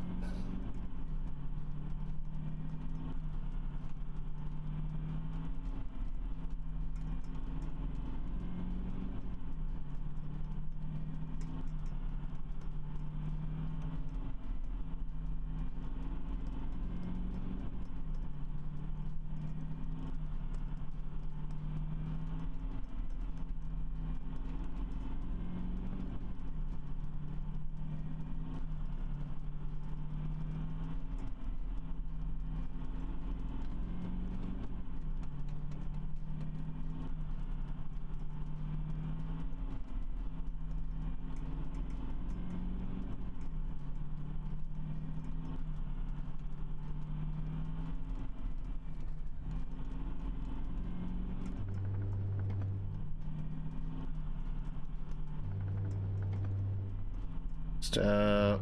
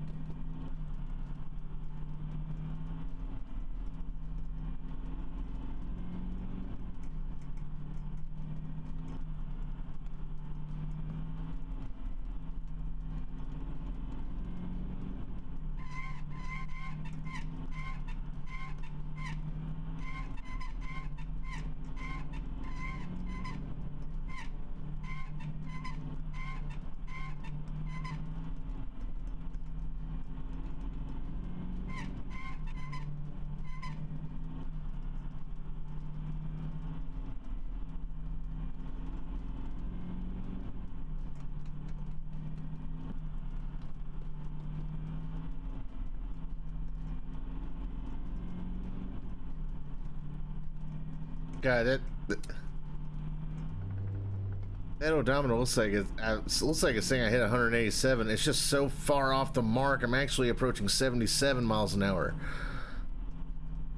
Like the actual distance I'm traveling is about to be off it altogether. Oh my god. Stop. I regret so much of today.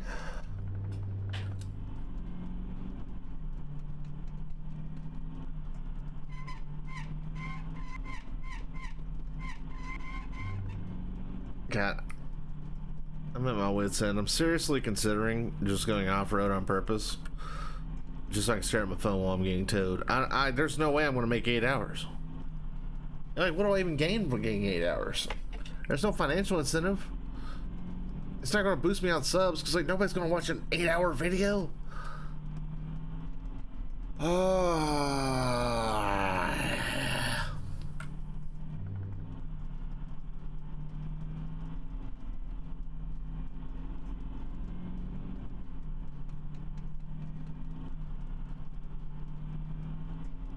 Sharp and the D sharp, outlining our 5 chord. The bass moves to an A natural. Written, this looks like an augmented second. It feels more like a minor third, of course. So we move down to the A natural. Stop. The voice was on D sharp. I'm so tempted just to go off the road.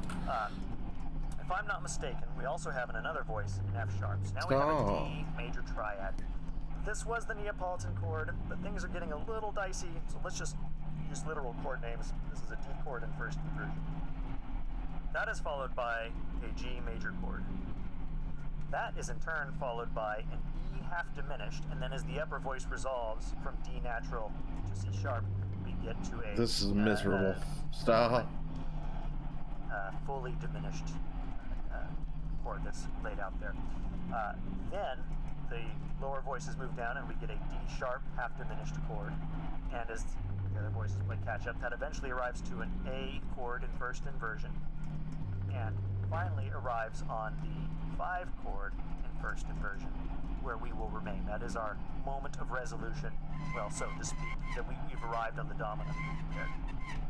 Alright, so looking backwards, what lessons can we learn? Well, we started in 5 and we ended in 5.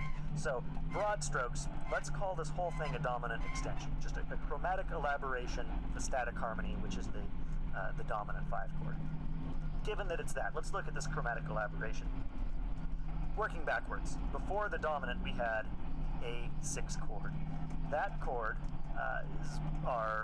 is an augmented 6th chord in this context. And before that, we moved through 2 very unstable chords, the tritones, and prior to that, we had the D resolving to G. I think the point of all these chords and their chromatic meanderings is not to provide us with any particular harmonic sense. In fact, I think it's designed specifically to make our harmonic sense vague. Again, just a chromatic elaboration of the static harmony, we remain in the dominant. That prepares us for measure, excuse me here to look at my notes, 78. In measure 78, we return to the jazz section, if you'll forgive me. Although this time, without the pizzicato bass, the effect is still there. We hear that very charming melody again. Oh,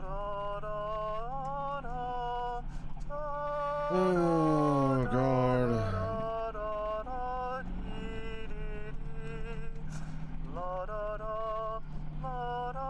And so on.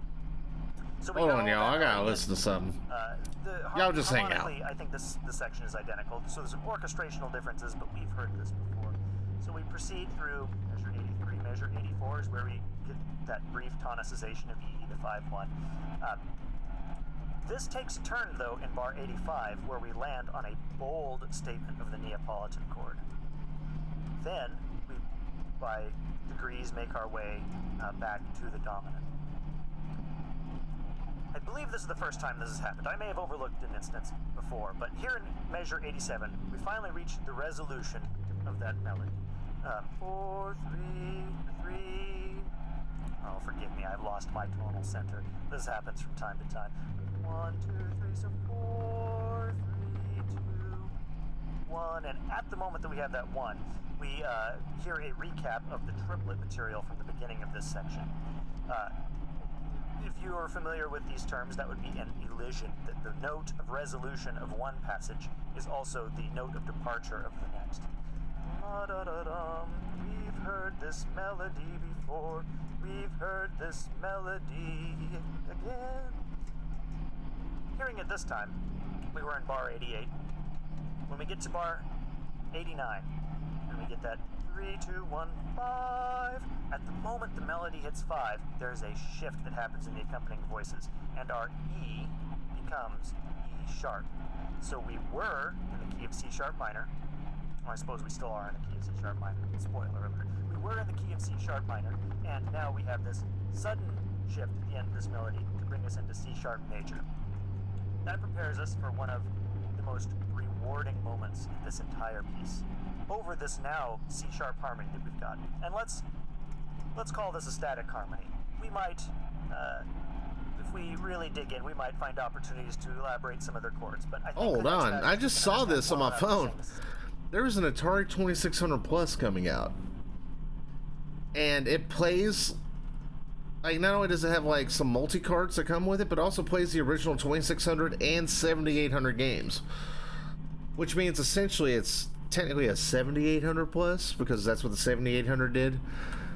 But I guess 2600 is a little more marketable because it was a more popular console. Smart thinking. Either way, I kind of want that. I want to share it with someone. Hold on.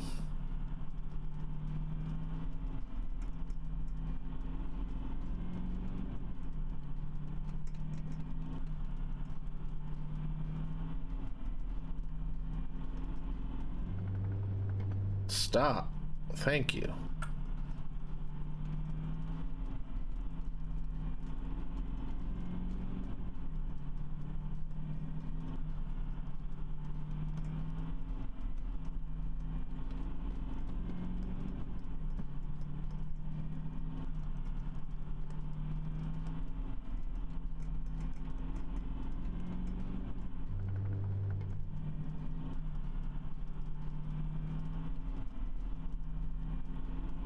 video was a nice little break from the monotony, but it's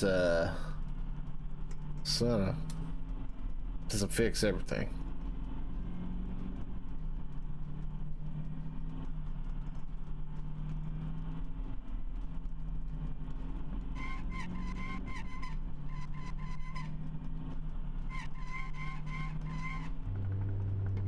Oh, almost played too much.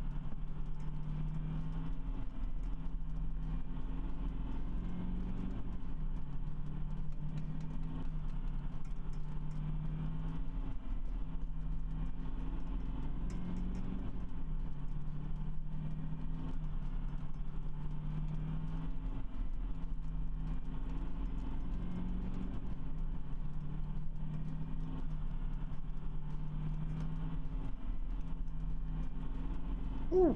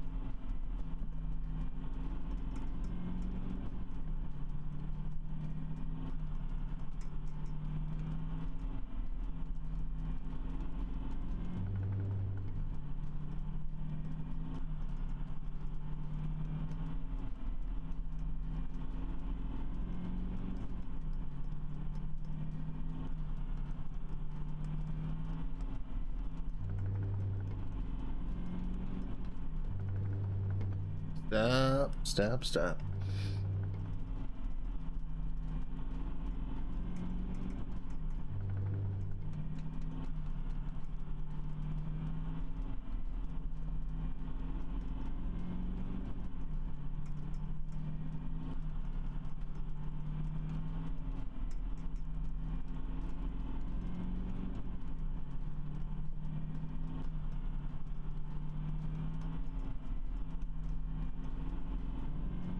Yeah, I thought about this on the Atari thing. I might need to grab the Atari games from a local game store while they're still like $1 a piece.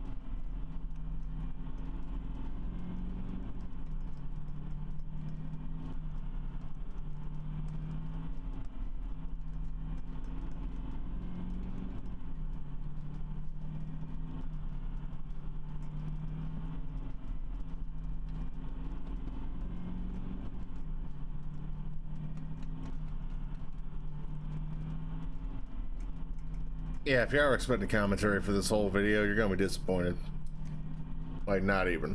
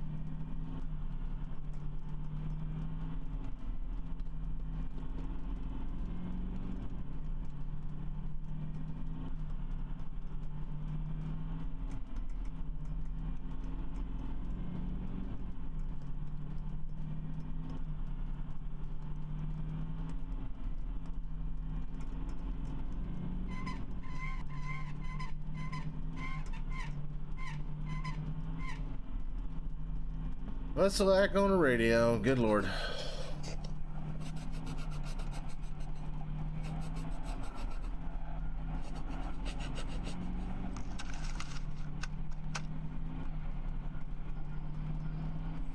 Now, around each of these ovals is a slightly larger oval.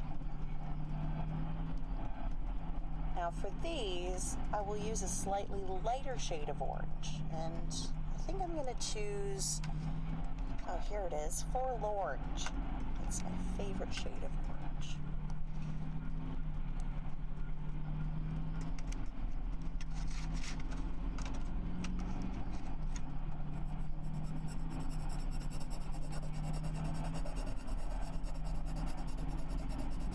Oh, she's drawing. Okay, I thought it was like sawing at first. This is having like an odd ASMR effect, like.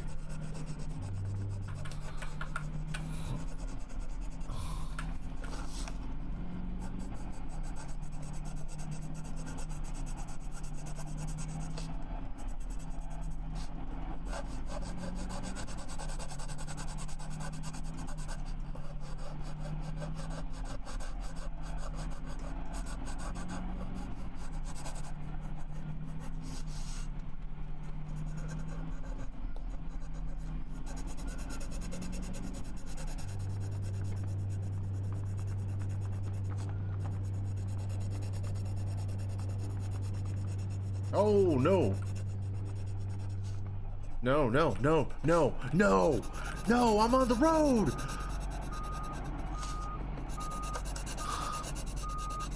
I was on the road.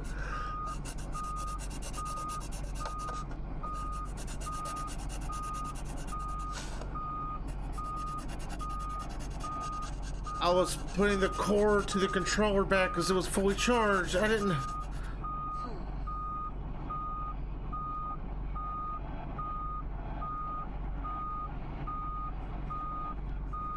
Now here's a fun shape. Oh. Now looking underneath the first diamond, there's a heart shape behind it. So this one's a bit more complicated. For the outer part of the heart, I will use my fire truck red. For the inner heart, probably bismuth pink. I basically made it 92 miles. They didn't make 100 out of the 360. Coming out of the inner heart shape. The odometer doesn't roll back though. Then again, the back wheels are up a little bit. Can I see the... No, I can't. I was going to ask if I could see the truck, but I can't because there's no back window.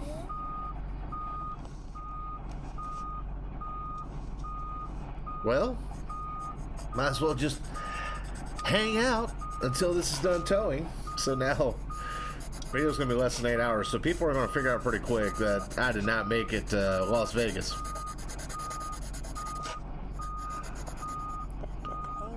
I'm just gonna hang out and chill. What else can I do? I never got to see that bug on the windshield.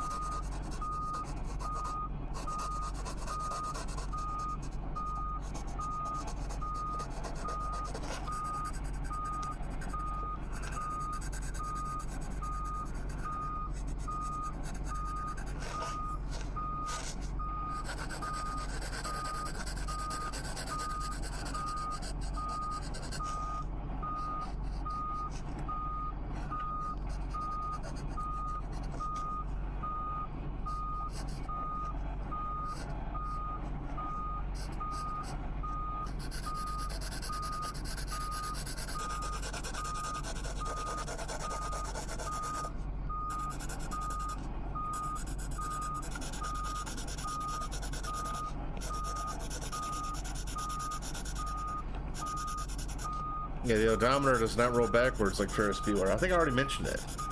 Because the back wheels are up, right? Okay, so I didn't think that I actually said it. Okay. Dear God. There, it's really starting to come together now. Well, here's an easy one. I'm gonna go ahead and color in all the star shapes that are used all over the page. For this, I'm gonna use the aptly named Starry Yellow.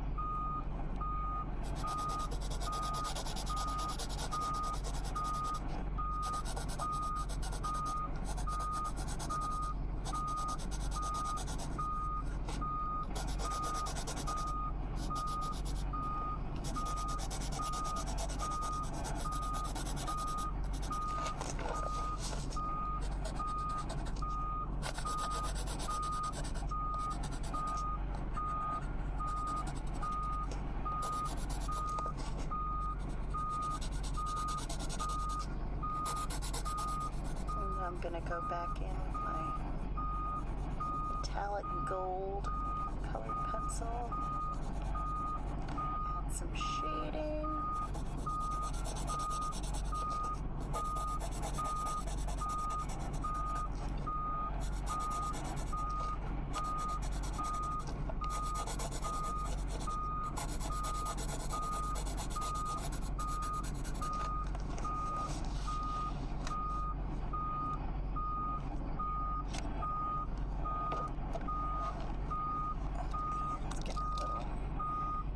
Dull. Why don't we just sharpen that?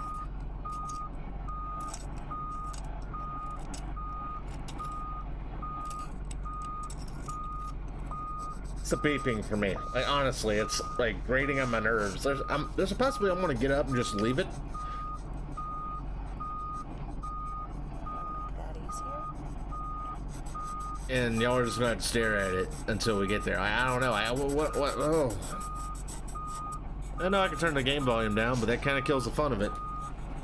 Fun. I wish I can, like, get up and move around. Like, check out the back of the bus, but I can't do that even though I am no longer driving. I was kind of hoping I can, like, yeah. Steering the wheel does nothing. Or the steering wheel does nothing. Then again, if I'm turning the wheel, I'm steering the wheel. Dear God. That first heart in the upper left, there's some kind of tendril shape over it. It's partially obscuring that heart. I'm choosing Incredible Green for this task.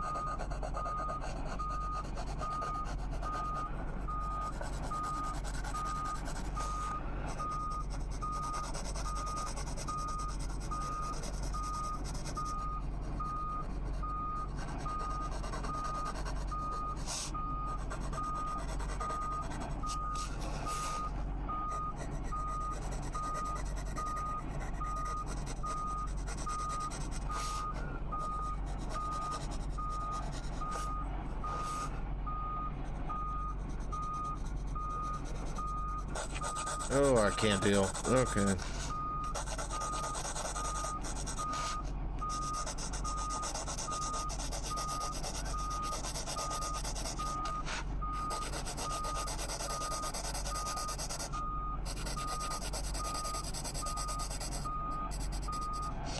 I see 1, 2, 3, 4, 5, 6, and 7 more tendrils around our picture. Using that same Incredible Green, I'm gonna color the rest of the vine-ish shapes now.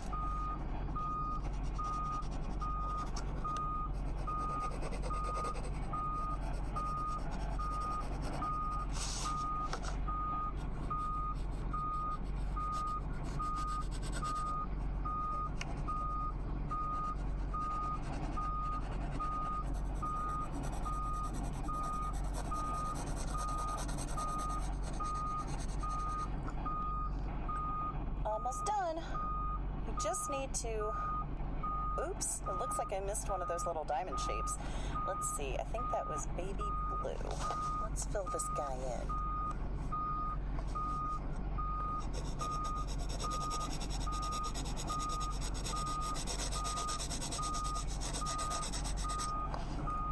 No, that doesn't look right. Oh, you know what? It was my periwinkle. Take out my trusty eraser. Oh, the worst video I've ever made.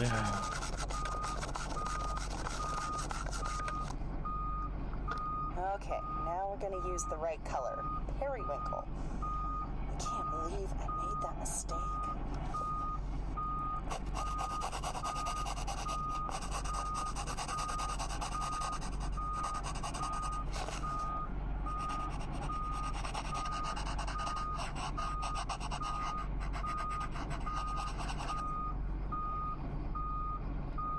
Much better.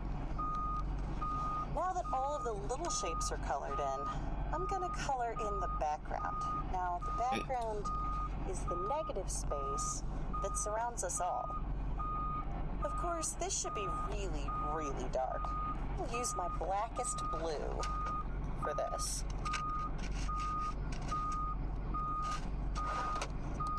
Where did I put that? Ah.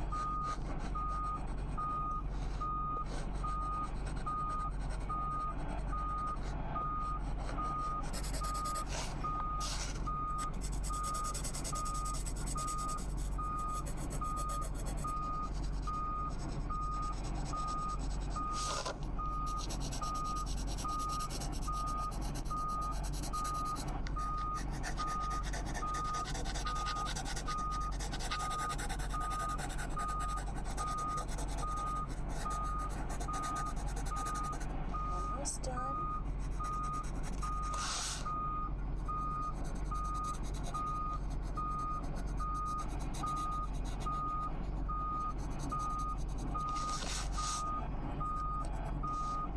Well, that's it. The only thing stopped me from Now not I doing see this it. recording is the fact that I can still sort of justify That's a editing at picture this of a point. cat and a unicorn That's it. flying through the night sky. A 4-hour video Okay. can't really justify it. Does that make sense? Wow. Well, page 49 is next. Let's start in the top left corner as usual. So in the As top usual. left corner, I see We'll a never get to see that shape, bug. and I think I'm gonna color that orange.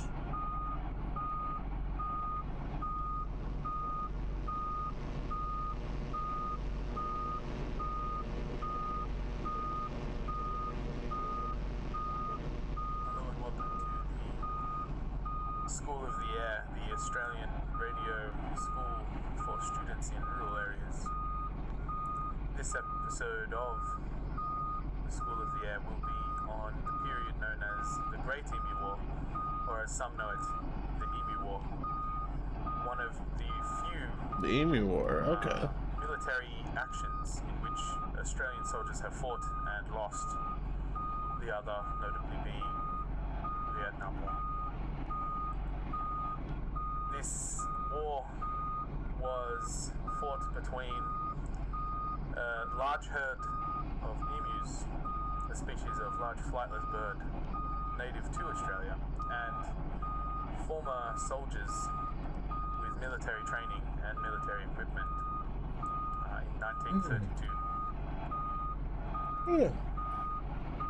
To give a little bit of context, the soldiers who fought for Australia in World War I returned to find that many of them did not have jobs, but many of them did have large military wages accrued from the times overseas where they could not spend it. And for a long time, this managed to keep them afloat. However, as the Great Depression neared, many soon discovered that they would not have enough money to live off for them or their families. And during this time, there were many farmers who were encouraged to purchase wheat crops as the government promised. This is actually kind of interesting. Too bad there's a beep over it. Subsidy. Many ex-soldiers realized that this was an opportunity for them, and they went and bought cheap land in Western Australia, in the Campion district. And this land is arid desert and was not suitable for farming. They also invested much of their money in wheat crops, which they planted, assuming there would be the subsidy, which the politicians failed to provide. After much discussion about how to deliver said subsidy, they gave up on the idea entirely.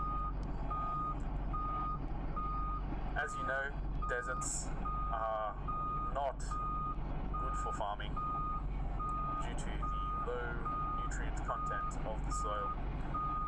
And the Australian soil in particular has many hard sandstone areas which are almost entirely devoid of nutrient content or moisture of any kind. As such, the farmers had very little yield on their wheat, and those that did had invested a lot more money than they were anticipating to get these wheat crops to grow. During the end of the 1930s, 1930 era, there was a large herd of 20,000 emus, approximately.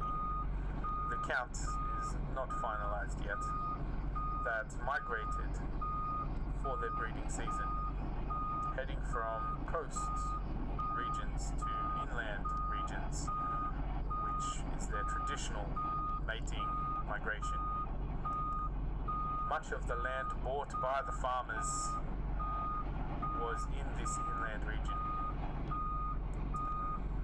And given the large amounts of water that the farmers had and cultivated, the emus saw Give me this some water. region Eh. as an excellent Water. opportunity for them to gain sustenance for I said it was interesting that I immediately tuned out. Have they fought the emus yet? the mating habits of the emu are well documented in our previous lesson titled The Mating Habits of the Emu. During this time, many emus ravaged the crops of these ex-soldiers, and the soldiers petitioned their local members, only to find that there was little they could do.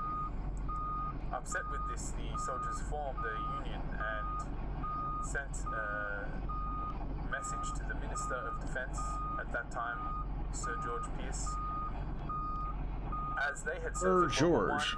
I, How can you be a sir in Australia? You're were prison colony, right? of the power of the ministry. Former colony, you dealing know. with How's that possible? situations that required force, and that Or are they often, like Canada and they still kind of work for the crown a little bit? Like, but military who knows? assistance to I'm not going to civilians Google it, even though I easily could right trying now. to establish Thank you. their livelihoods in war-torn areas. Worst video I've ever made. Going out with a bang, aren't we? Deal with this situation, the minister sent the soldiers a large amount of food, temporary accommodation, and ammunition.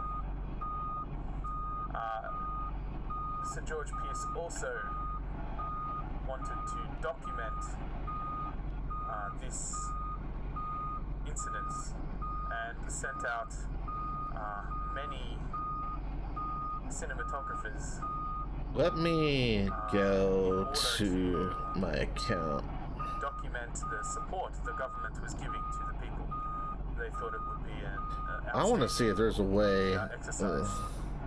Unfortunately, everyone involved underestimated. There isn't. I was gonna say there's a way to filter about longest video, Military but involvement began in October of 1940. does not appear to be the case. The war was conducted under command of Major Meredith of the 7th Heavy Cavalry of the Royal Australian Artillery. There were several soldiers armed with Lewis Enfield rifles and 10,000 rounds of ammunition.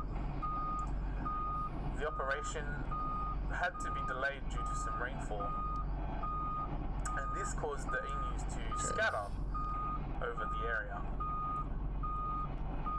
The rain Let me. stopped. I want to go to the. November Instead of going to the account, I want to go on to and troops were YouTube. deployed.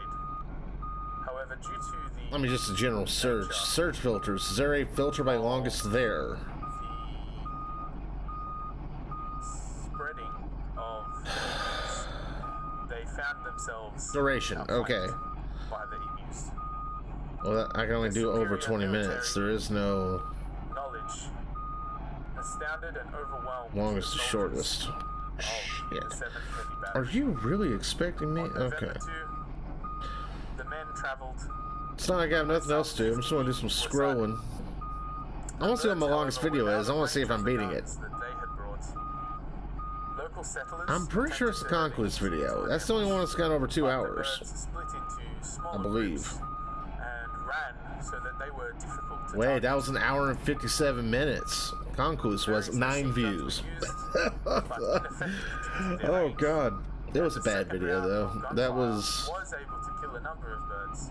that's why I still had my original Later, setup where I was playing off the TV and I was sitting in a dining room They chair. would encounter a second flock. No ring light. The light on my Next significant phone. event happened 2 days later, Like the phone I had the phone I had prior to this one was my webcam at the time, and the phone I had before that was the light. I would prop it against the tripod and it would shine on me. by No this no time, ring light even. gunners had been trained to wait until they were within distance of their rifle. Sadly, Martial Law. That was a great game. jammed. I played that a little bit after prior. 12 birds were killed. The remainder scattered. It's a free game on Steam. Highly Loud recommended. sounds of the machine gun. Great story. 8 views. No more birds were seen for the rest of that day, and Here's the thing, man. Like, failed to achieve its I know I'm desired not supposed to do this for the views, but like, it is kind of a kick in the ass when you put a whole lot of work into a video and it has like less than 10 views after like more than a year. 1,000 birds. But I also don't want to give up the channel, even though I feel like, Followed, I don't know, man. there were It limited feels access insurmountable, but I want to give this birds, new format a shot. and found it difficult to near them to the distance which was But required. if the React thing 6 days takes after off, the first engagement, there had been and this doesn't, 2,500 rounds of I may go with the 10,000 new rounds channel of idea and ammunition make this a thing of the past, which I But don't want the to number of do. birds killed was I don't know. likely to be less than It's just kind of 50 depressing. birds. Sometimes. The settlers were also attacking birds at this time. They had managed to obtain Exit around 2, that was a 200 good game. casualties. However, 9 views in the video. both That was back in the early days again. and the Let's. settlers suffered severe casualties due to the obscene violence of these native Australian birds. Dominic Cerventry an ornithologist summarizes the attempts at culling these birds as follows.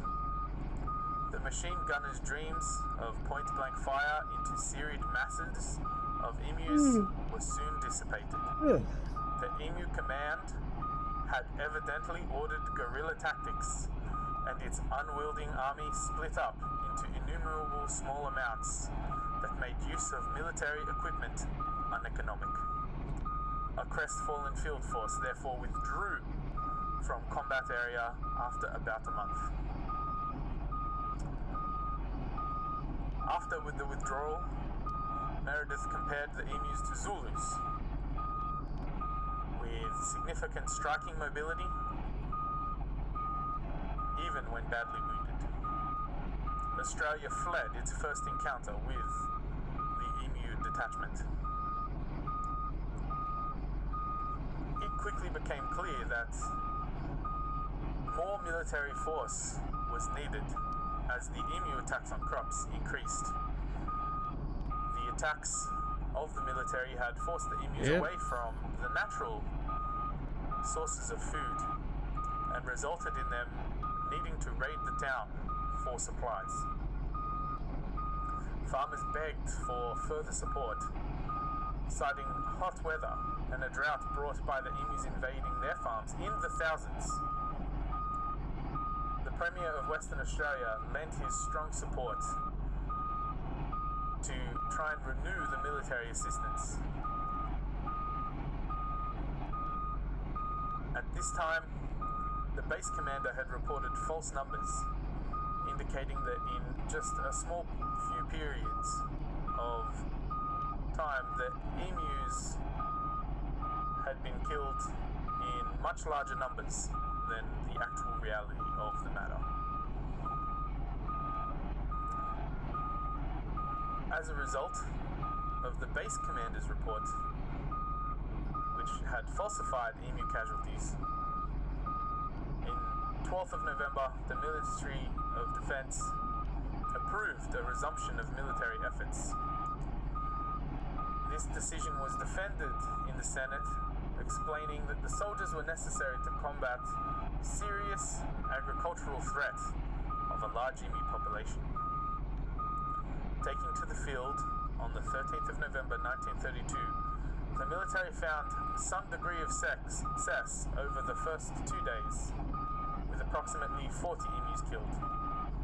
On the third day, the 15th of November, I wish there was a way I could see how close I was to the beginning. Struck back.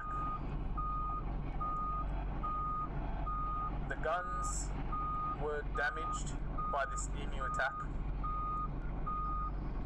as were many soldiers. A sad time in Australia's history. Rocky, I didn't hear a thing he said. We're roughly counting for approximately 100 emu deaths per week by the 2nd of December. However, Meredith claims in his reports that I wonder what emu meat tastes like. closer to 1,000 kills were more Are likely. they a bird of prey? I haven't been paying attention. Like, do they eat the things they kill, or is that just self-defense? Again, not paying attention. They may have mentioned it. Or an emu egg. Oh, that tastes like. Injuries that they had sustained and not died from instantaneously. Despite all these problems with the cull, the farmers were required to request further assistance in 1934, 1943, and Farmer. 1948. Rocky, it's a Each farmer. time to be turned down by the government, explaining that there was no Let's go longer lay back and relax. need, Might as well. given Meredith's falsified numbers. The government instituted instead a bounty system that had formerly been in place since 1923, and this proved effective for the This is why I didn't do green screen. I wanted all the room back here. into their own hands. I couldn't do this with the green screen. I'd knock it over. Put a hole in the wall. 57,034 bounties were claimed Bounty. Crocky. in response to the Great Emu Bounty. By December of 1932, the Emu War had spread far and wide thanks to the news reporters that were sent by the army. This was sent overseas to the United Kingdom and America, though quickly covered up by the Australian government in those overseas countries. This is one of our truly sad moments in Australian history, and something which brings great shame to our proud military nation. Thank you for listening. This has been the School of the Air, and please be aware for the dangers that emus pose should you encounter some in the desert. An emu. Crikey. Man, I'm so close to just falling asleep right now. Dear God. Welcome, and thank you for listening to great tales of misinterpretations of other people's lives.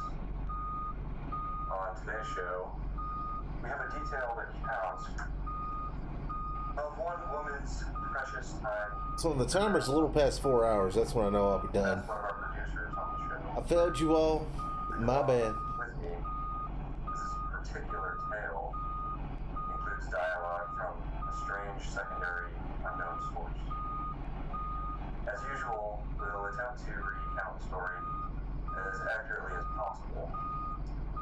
But, as seasoned listeners will tell you, we may not get it 100% correct. As always, listener feedback is appreciated.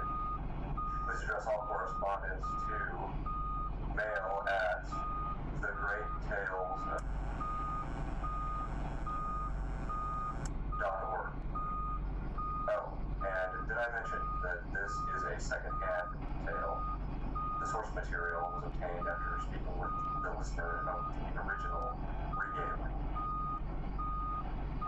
Now, let us begin the reading. My grandma is a pretty big fan of yours. Did you go say hi to her? Oh, man. It's the Vault Hunter. You are awesome. Didn't you fight Terramorphous? I've fought a big creature like that once. He was a big whale squid with 100 tentacles. You ever fought anything with tentacle? Oh, of course you have. Terramorphous had tentacles. How silly of me. Now, where was I? I am so sorry. Oh, right. The whale creature. His name was Blowhole the Apocalypse. I called him the Apocalypse for short, and he attacked my hometown of Tsunami's Edge when I was but a little girl. You ever been to Tsunami's Edge? Great town, nice beaches, great food, and the cost of living is just so low. Even being a single grandmother and working part-time at a skag meat processing factory, I was still able to provide for little Mr. Torg. We may not have been able to afford the finer things in life, like food, but we got by. After all, Mr. Torg and I didn't have anything but one another after that horrible gas leak blew up the Iridian line, killing my son and his lovely wife. From that day onward, my little Mr. Torg vowed to conquer explosions themselves in an effort to avenge his fallen parents, and oh man, I've forgotten what I was talking about. Where was... oh, right. Blowhole the Apocalypse. So, anyway, I was wrestling Blowhole to the ground I had my bicep curled around his blueberry throat. Blueberry? Sorry. I meant to say blubbery. I've got blueberries on the brain, I guess. I grow them in my backyard. Mr. Torg helped me plant them. Thanks again for that, grandson. I love you, Grandma. Anyway, I have my bicep around his blubbery throat, and Mr. Torg starts crying because he really likes whale squids, and he doesn't want to see me hurt one. They are the princes of the ocean. So I let the whale go after giving it a punch in the eyeball, so he'll remember me. And it swam away into the ocean. I then had Mr. Torg drive me to the ice cream parlor. He got me Rocky Road, because Rocky Road's my favorite. I'm extremely partial to the way marshmallows act like little landmines of flavor amidst the battleground of chocolate. What's your favorite flavor of ice cream? Is it pistachio? I bet it's pistachio. Oh, that reminds me. You'll never guess who I saw today. Pistachio the Amazing. He's a magician who studied under Crazy Earl, and he's got that weird mustache, you know. But I saw him make a rat hive disappear. A whole rat hive. I said to Mr. Torg, I said, Mr. Torg, wasn't that amazing? And he said, yes it was, Grandma. Didn't you say that? High five. You remember saying that? I remember, Grandma. And we stood in line afterward and got his autograph. And I thought I had it, excuse me, somewhere around here, but it's probably in the attic. I really ought to go up there and clean it out one of these days. I have so many little keepsakes up there. You're paying attention, right? Say, what's my favorite flavor of ice cream? No, that's your favorite flavor of ice cream. Oh, so you are listening. How wonderful. You're an even better listener than my old pet rat, Beasto. Beasto was such a sweetie. You ever had a pet rat? If you can tame them, they're the sweetest pet you'll ever have. He used to just sit on my shoulder and bite chunks of flesh out of my neck to pass the time. Wait, what? I still remember the way he used to tweet. He went, tweet, tweet. It was so cute. I had a conversation with him once. Has he been talking like this the whole time and I haven't noticed? Beasto. He liked being called Mr. Beasto. It made him feel like an aristocrat. I said, Mr. Beasto, you're looking very cute today. And he said, oh, thank you. That's so nice. Or he tweeted it in a way that made me know that's how he felt. And then he lowered his little head like he was taking a bow. It was adorable. Beasto was my third pet rat. First, I had Woody. He got hit by a train. Then, I had Anita. She got shot up trying to take vengeance on the train that killed Woody. And then I found Beasto making little poops on the windowsill outside our house. After Mr. Torg and I wrestled her to the ground, I did a flying pile driver off a nearby tower tree, got him straight in the spine, and brought him down. We brought him in and fed him some skag steaks until he decided he loved us. I still miss Beasto sometimes. He just died of old age. Rats don't live much longer than a few years, but I treasured the time we had together. Poor Mr. Torg, when Visto died, he cried for a week. The kids made fun of him at school, but I told him not to pay them any mind. Being in touch with your emotions is not a character flaw. That's right, high five. Is something wrong? You look confused, Vault Hunter. Oh, you probably haven't heard anyone call Mr. Torg High Five before. The world may know him as Mr. Torg, but the Flexingtons always referred to him using his middle name. It's a Flexington family tradition, after all, to use your grandfather or grandmother's name as your own middle name. And my husband, High Five Flexington, God rest his soul, was the best grandfather Mr. Torg could have asked for before he passed. He taught Mr. Torg dang near everything he knew about firearms. Without High Five's teachings, I don't think the Torg Corporation would exist at all. Gosh, I still remember the first gun Mr. Torg tried to make after his parents died. A Jacobs shotgun with a stick of dynamite attached to the barrel. Torg nearly blew his face off, but he got up, dusted his mustache off, and swore that by the time he reached the age of 11, he would make a gun that fired explosions without killing the operator. And by golly, he did it. It took a couple dozen prototypes before he got the right combination of gun parts and explosives right. But once he did, woo-wee. I'll never forget the plume of smoke that used to be my neighbor's homestead. They were jerks, though, so it's okay. Gosh, I've been talking your ear off for some time, haven't I? It's so kind of you to listen for this long.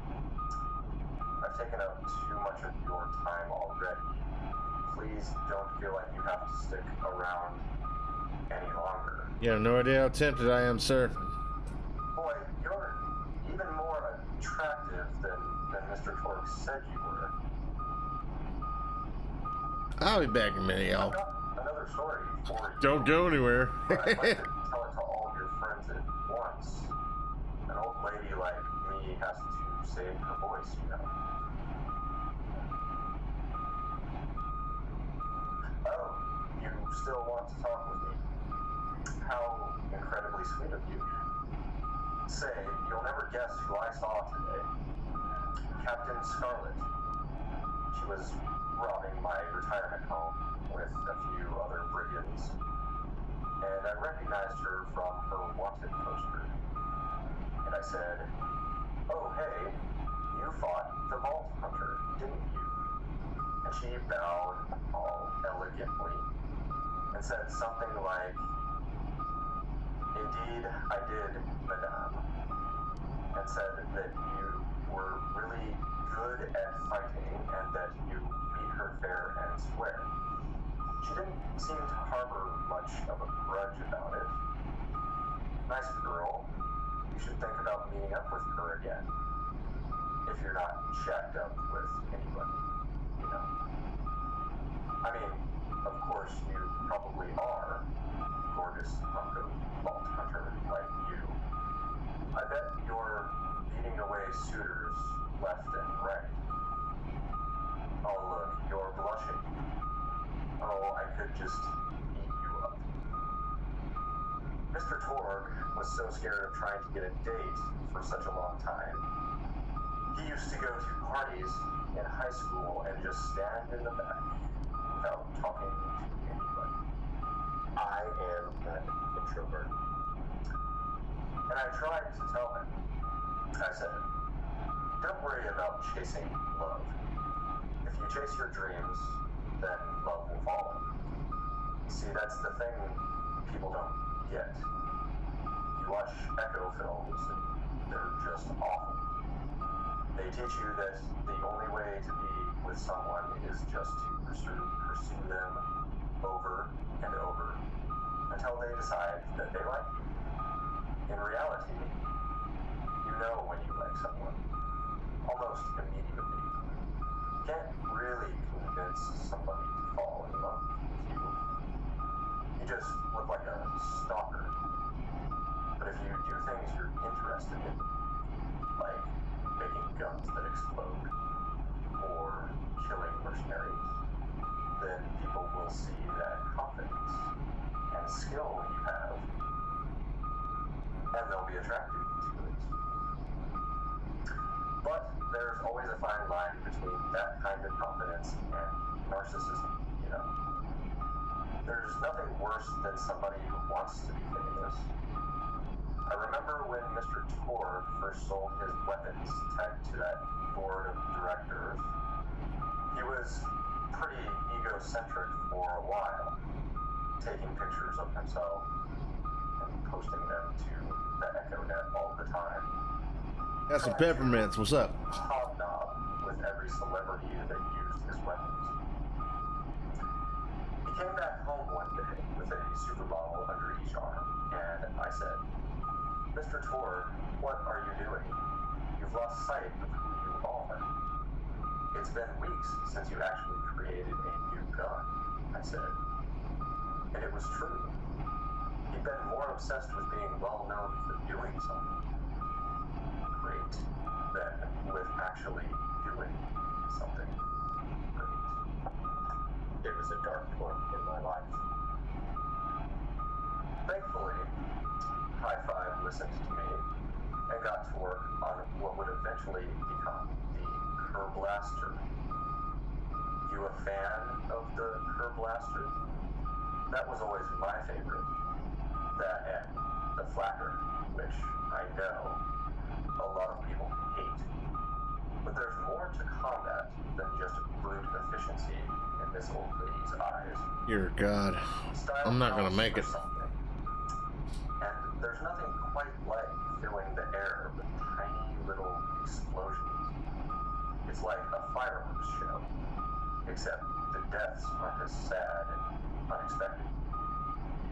Actually, that reminds me, now that you're here, I wanted to throw some ideas at you for feedback. I'm a playwright in my spare time, and I'm trying to write a story about an up-and-coming tournament fighter who tries to find love in a gladiatorial arena. And I figured you've got a lot of experience, so your feedback could be really valuable. Who's this person talking to? It's a radio So show. the play is called Broken Hearts and Broken Necks. See, Alright. That's enough of this shit. If you stuck around this long, I appreciate it, but also what the hell's wrong with you? And Lone Warrior yeah, in the middle of the probably the first, second week of September, I'll be back from the old break. If you want to see my face in the meantime, check out Pops Reacts. And if you want to hear my voice again, also check out Pops Reacts, and also I'll be occasionally doing stuff with Shibby at Wholeheartedly Gaming. Is there no one who can challenge me? Have a good one. If I can find the damn stop recording button. Why? My mouse. I can't get my mouse back. Hold on.